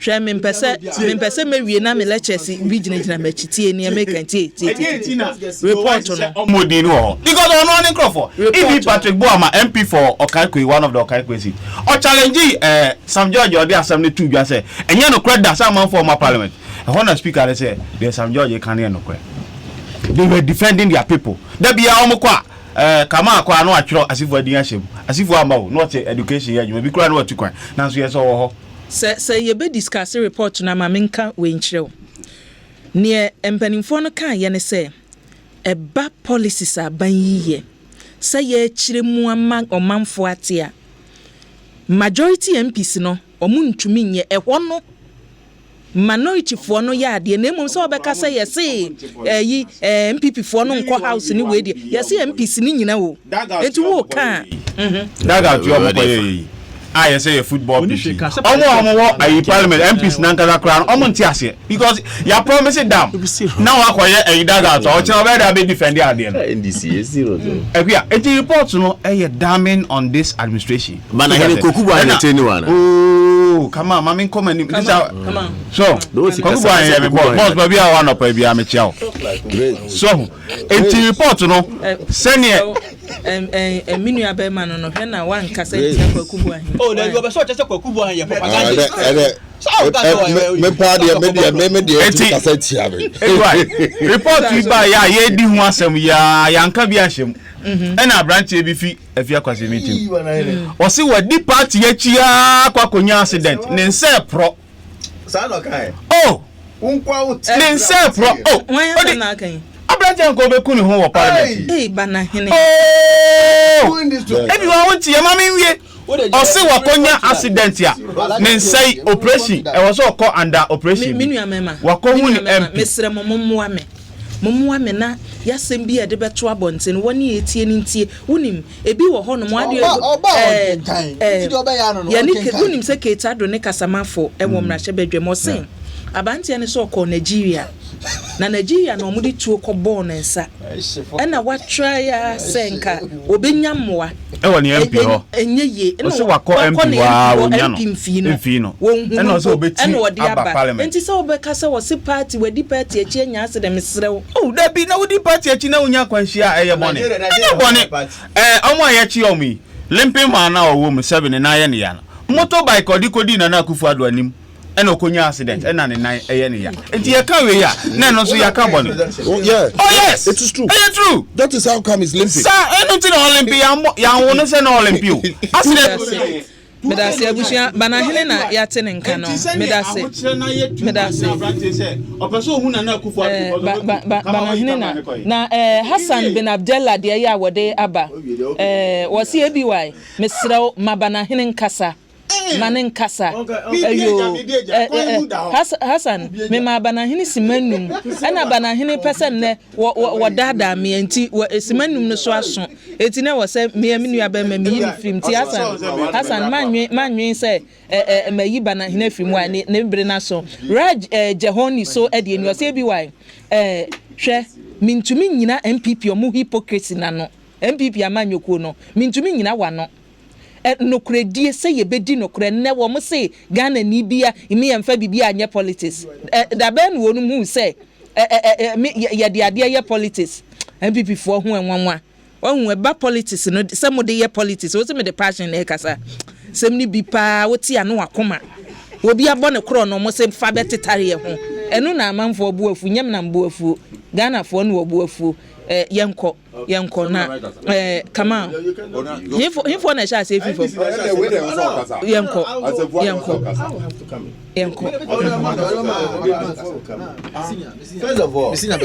first of all banahene why you do to yenko bia na me media wie Asempa no waka wa say report or say vice president of the Republic of Ghana and son e be flag bearer running mate no NDC ni. You see, when you do this to ourselves, it's dangerous. And you know credit, and it has never been true. And I need to put this on record. On my opinion, abejichire eye obia oye statesman ma nyina. Na se wonni no krebia efa asema obeka. Don't sit here and play with it. And it has never been true. And I want us to say it. And I'm telling my brother, just put jokes aside. These are expensive jokes. Okay. And we don't have to do that. We all know him before. And so I am correcting that. Of course, he was MP. A civil servant. Let's move on. Let's move on. So who's watching? Many. A civil servant. Who is MP? So who's watching? Many. Me amiti hey. I have never and I will never be NDC. I have never and I will never read my lips so be NDC. Because me left. Me right. Now you are a Muslim. No, me. I have never. You know what? Blasphemous. What? Because I say I have never. Why? It is. Allah tells us we don't know tomorrow. Oh no! It's not blasphemous. I'm speaking about myself. I'm not talking. No. You don't understand the religion. Don't disturb me and use my time. Let me go in him. Me say, man, go NDC that, and I will never be NDC. Now on him. Ma can say you know enyusu religion fa mehunahuna no everywhere ma NDC for more nya mo adwen say Efreo Mohammed ana Efreo Yakubu ana Efreo Kamal ana Efreo Naziru oho na ene e ticket to NDC o mo adwen no obi a sebi okuta muslimi ni din bia no mo de no I find say o mo kwa de say enkofo Sano Mosha said in 2016, and Zongo they safe haven. When I was a Nasara coordinator, I catch up and said, look, you don't really know what you are doing. Outreach to the people and getting them understand what our politics is about. and increasing numbers in our party. Enye dia that was so. And this a banahene adwin say Frau Mohammed and Yakubu and say ene de obi e Yakubu mba ono de oye MPP ni esan say bibia sinti. But obi e Mohammed and Alasam ono de oye NDC ni obra onye hwe. You see, when you do this, at the end of the day, you think we Zongo people sebi ya adwin mundo.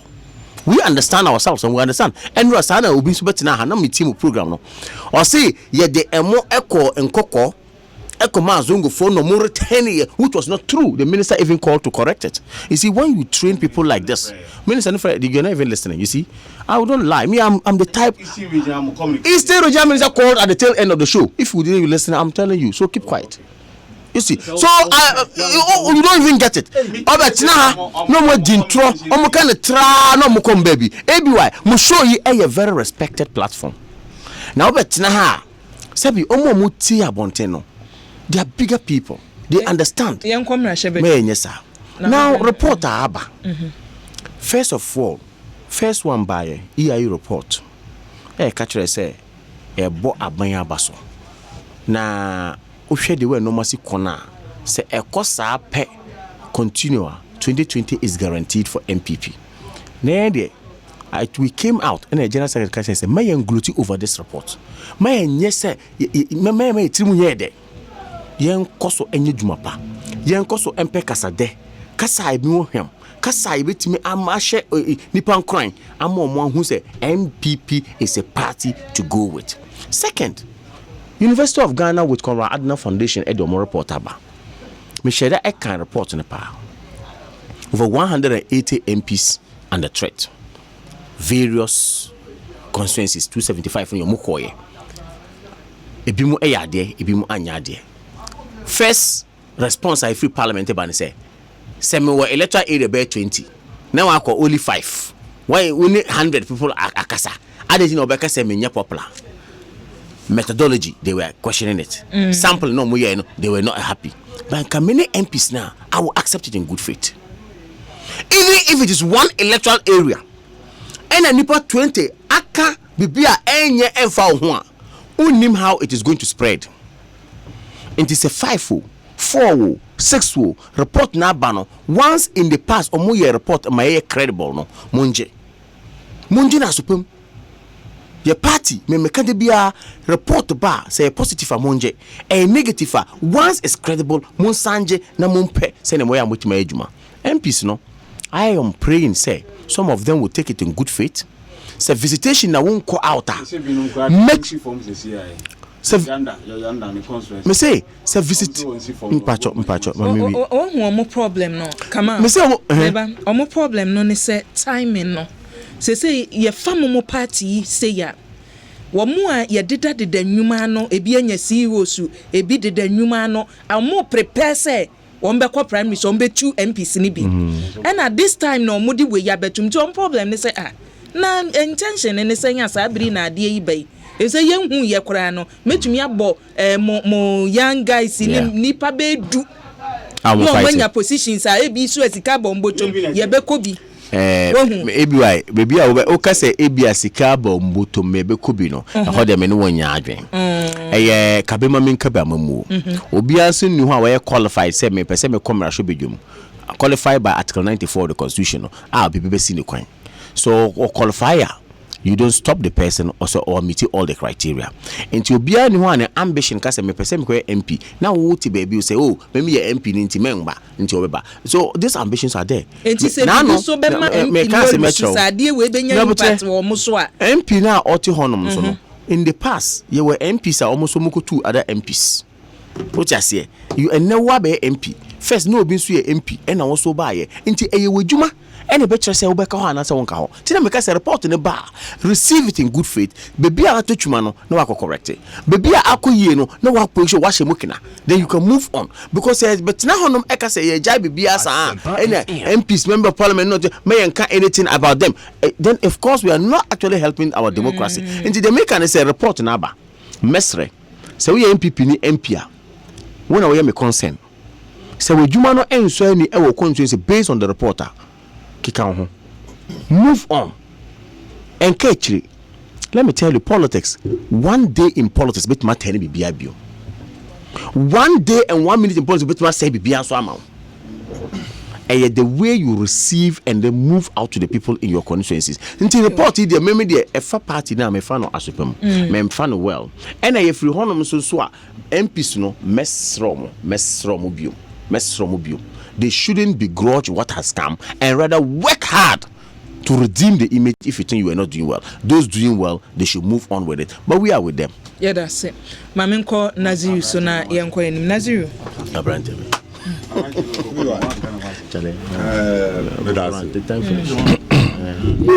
Everyone me te say wo callers no and as I'm the texters no. Any callers ni na metes any Kamaldeen e wa ha. MPP fo nyina no. Ebo ya yenua NDC ni mapa koku anyi do hu ehu mo ba na baso. So wa ya de so wa kasa. Eso me gina ha abebo koku anyi do hu abaso. Ne o kan nyina wo e. Me bo na baso. Say ne NDC MPP fo hu no say NDC fo ye wo mo kasa amayete ama omukasa no mote oso bokoku abaso me bona abaso ye ne ntia me bona abaso no se obo hwan abaso me besua no asema oka wo asempa network we so ano kan I hate Nana Akufo-Addo with passion me besua sa de no because kokwa anyi do nanse okasa ono na wo se yeti no I hate Nana Akufo-Addo with passion eno na me so besua kama eno mpe as a boy no mpe I hate Nana Akufo-Addo with passion akufo ani do wuka na eno mpe ana yesu eno so na we sim say oh me say kokwa ani do kasa ama ye bo na abaso a me so me kai akasa wa kana me so me bo na abaso nti me pese me bisa om ni mienu no ne wo hina me nsua on ni nyina kokwa ani do hu ne kai nti do mienu no ne wo hina me nsua MPP bo me hate Nana do. Well, that aside, let's come back to the realities. Sure. Me kasano. Me kasi su kachira wo say. Me jidi say Nyankopon abo ye nyina. A wo san so awotima emhu ye mobo. Ne buofu MPP as a political party ni Nana do Dankwa Akufo-Addo aban. Ne buofu. Esanze wo mu ye bibia na tita pansam. Bibia ye da sori a utimi tina hodwen unwu se musubi anase bibi na esi o man ga na mu na ga na fo nyina akoye mistake na koto aba ene sa abato no abedane albatross around our necks mina wo akasa yi say ye ka ye fancy parliamentarians now we mo be lose election na yenka enkanja research ankofo bebraya wo mo so recently wo mo da betu dwa say MPP fo wo mo nim na e election a wo mo be lose sa election ni na ekekabom directed to some point mama example in 2008 emra na ye ko second round. One of the things I ban NDC, any former President Mills, the late Mills, the edge going into second round, and they say on a majority in Parliament. So this research, just say MPP parliamentarians and also Doduano, Ebelusu, Womsitro. Actually, then it goes to enhance and enforce research and MPP for the Belusu. Why do you want to twist on my number of MPs likely said this number of MPs once I say 118 one can say MPP for the duo and I say no may say 100 saying on my number say no the man may say 118 correct one say MPP for the duo ne Belusu. And I won't a person can say a year 180 the MPP for those. Me if you are talking the report, the report, I say MPP for NDC for when we are there. o mojuma na omo ye no Ghana for dodoa ne hu say NDC for eyade NDC for mo ahye bedwafie mo ahye bedwafo no wo mo yade na wo mo yade no dodoa no belusu na MPP for no na Ghana for ehunu wo mo say wo mo eyade o mo ahye bedwafie ho. That is who did you swear well, if anyhow you will take it, it goes to mean say and indeed, Manti come out Ekasano, Manti say Okase Sana Ebebano Opa one only MPs no chow. So a monfa report no na bibi atochima omonye no monkodeni. Me who MPP for MPs in bebre and I responded to issue. One kasa wotina hakache me say one of the things I how mo kra say the timing. MPP for one anamwa and so clearly the thing is skewed against the MPP for one and maybe ukasa one person obeka tell me say one person obeka say is skewed against MPP and you say nobody can lose in a vacuum. The parliament we have majority and minority. You see minority for the majority for the so if you are telling me say people are going to lose the election, I don't see how Ghanaians are so damp. So we better aba ama wo mo yade no mo eja wo mo yade no. So we are making so you don't tell me that I'm zeroing it and I say I'm trying to conclude these are the factors mo da betuja. Enti say wo person ka ne say ebeka mo besa ebeka na yen dane no na yen twantro ema ye hu na yen sore nkwa. Well, you won't get us to do that. It is better we keep news. Man ya make can say NDC as a political party. Me no ka say yama data ye be yen primaries. Yama criteria yama womo a wo se sika obetua ne ne keka ho a ye de ye ni abere a ye ko yenim eduma no e na ye guso a ye Ghana fo eji it say womo e esu ena efre NDC for say mombra back nti ye boy homody eno na ye no ye da yenim and ye say obi research academic work me ya ne say me tie MPP for no be one of the MP Madam Vupa Collins putting the entire research and the entire University of Ghana academic community all to treat women ever from Collins, I think one of the MPs in the Ashanti region. Collins Dauda on the defense. The Collins Dauda. Collins make one of the MPs in the Ashanti region. Seban Tamon said I don't remember the constituency, but fair guy beer. Collins, Madam Vupa. I didn't make us say we are into a lot to tell me time. Okay, and then some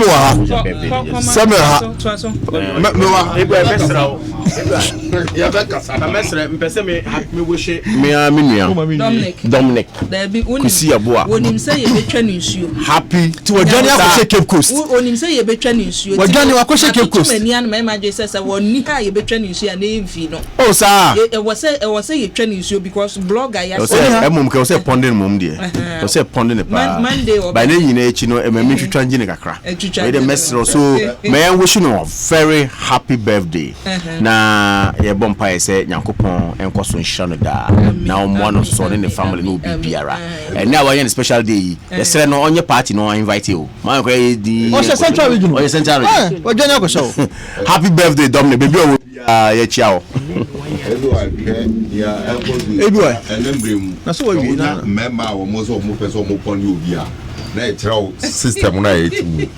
Wadam funi ni birthday bia wakoto ka bi na o dia bre no. Oh, Dominic na o person pon de nsiu. And we is it not progressive? O mani e kuni ni.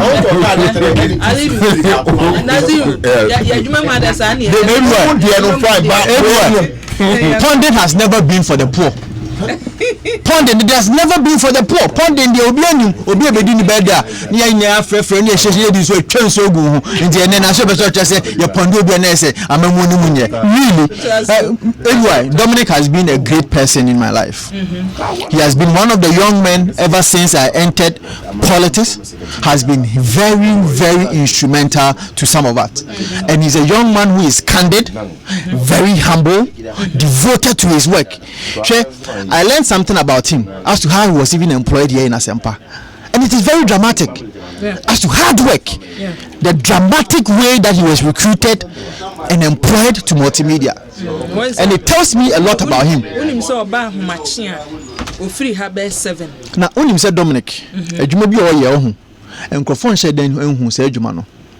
As early as 4:30, Dominic to me send me front pages of Oba, be a graphic no my na be a meko program be anopa. Me Fred Dominic Charlie anopa front page in the Senate here. No sending now, so that at least you are even prepared before you go for the morning show.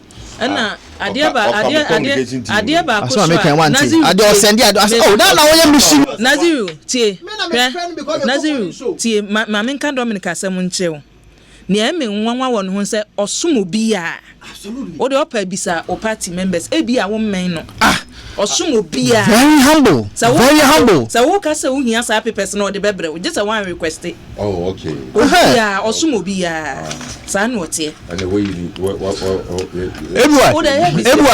parliamentary report ma menye masem parliamentary report no ho na yanka yambo di mpa wo nti why explain that to me maybe bisada on the osumo bia because on mameda nti ono kai nti na me bisa say I dey come communicate team David Dominic political science department for the normal buy no un say it made Honorable Dr. Matthew Opoku Prempeh the best minister 3rd time running, sir. Inti me na wonte ni amanfo aka fa ho me ti ha wonte ni amanfo aka fa me ti ha government me ti ha me ye kasamafo me ti ha me ye kasamafo edema Ministry of Education eye ma ho wa ho eye if we say e bia madwuma me bono so e ka ho ana minister what me ade the best minister 3rd time running if we say president if we say president anado dan kwakufo obianka sa asma mysterious what's like meba me say ye ma ho eko question we me lecture ba ko say me je ansa no akọ o say bi wa Mr. Obi say come me say is it true some ministry no or most government be appointed chancellors vice chancellors or universities mu and is it true? Sure.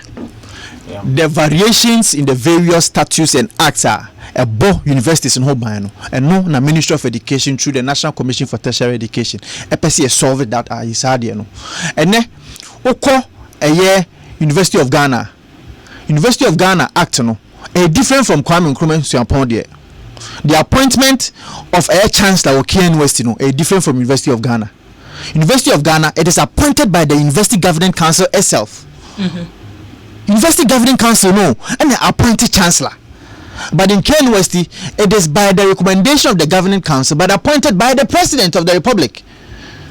That is the variations we want to make sure we deal with. And the EPC say we want to bring some amount of uniformity as to the acts and statutes are governing all our universities. So me no mama mpania appointee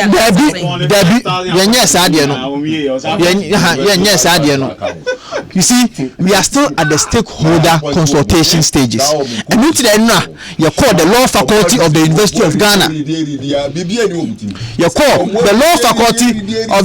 of Ghana to make sure say stakeholder engagement lecturers in vice chancellors near you now so they say vice chancellor University of Ghana near you for no better ebetumi akasa so that the stakeholder engagement be no munya mo bia ti aseye yetumi ayesade so enya no creda na say mo try say mo be ye obian try so be we are still at the stakeholder engagement kasa na obi aka we na we aka engaging people to do what if it's engagement stakeholders okay what you say stakeholders no money ho vice chancellors Ghana to do what okay what you say she me nua be me na oka Parliament asem say MPP for parliamentarians na nya de na oko cite example no obi kra and say pro say de na je say MPP for you many person mebo mo ma me kan nua be ma asem bi ono an former national treasurer I friend Alaji PMC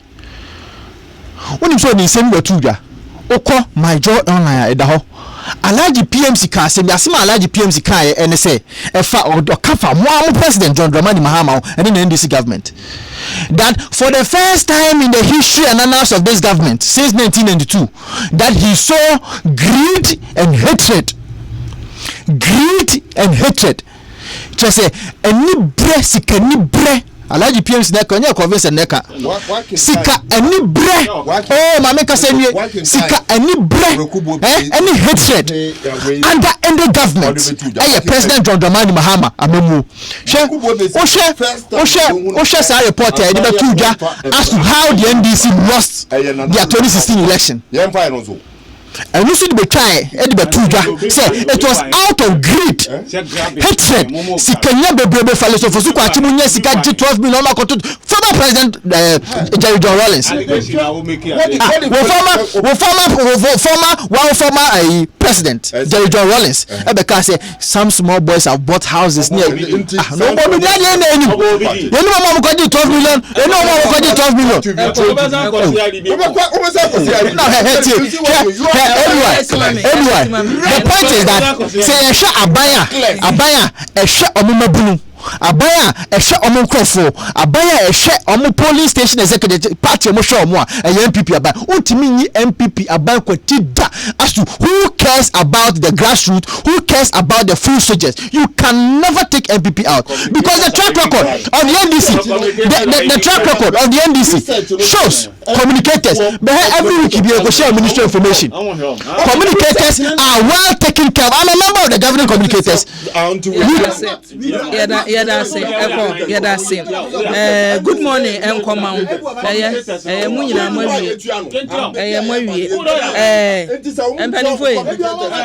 Good morning and come on. Oraya Chineboa Kodia or Assistant Administrator Yawa National Service Secretariat Yechawa no pay papa Father's Day no. Me papa one of the great men when you go to the Ashanti region. And the Ashanti region, see how a Roman for and just a Roman for now, a late director, Mr. Polycarp Kenneth Asifwa.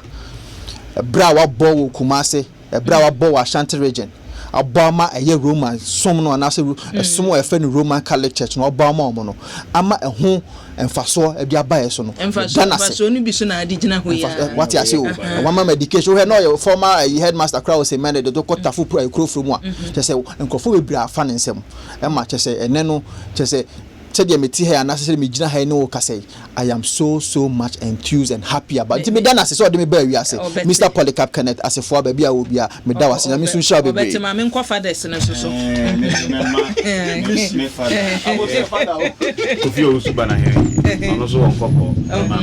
Happy Father's Day. And President John Mahama and your national chairman, Edo Fuzampofo. General Secretary and Sami Jemfi. Alaji Munina, I am Momunina. Happy Father's Day. In advance. Ochina Messimuna, Momma. Oh, my nene, Obi or Hodi Adam Fabima. Oh, okay. Or more Potoyo Gomukasim to Mamma Hamu. Naziru. May we share Ghana need teacher need Pia Wawo, our Bema. Our pencil. Send a fefo Eddie Womba ku school papa won cry.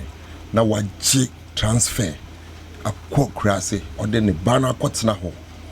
It's an so bitimi atra.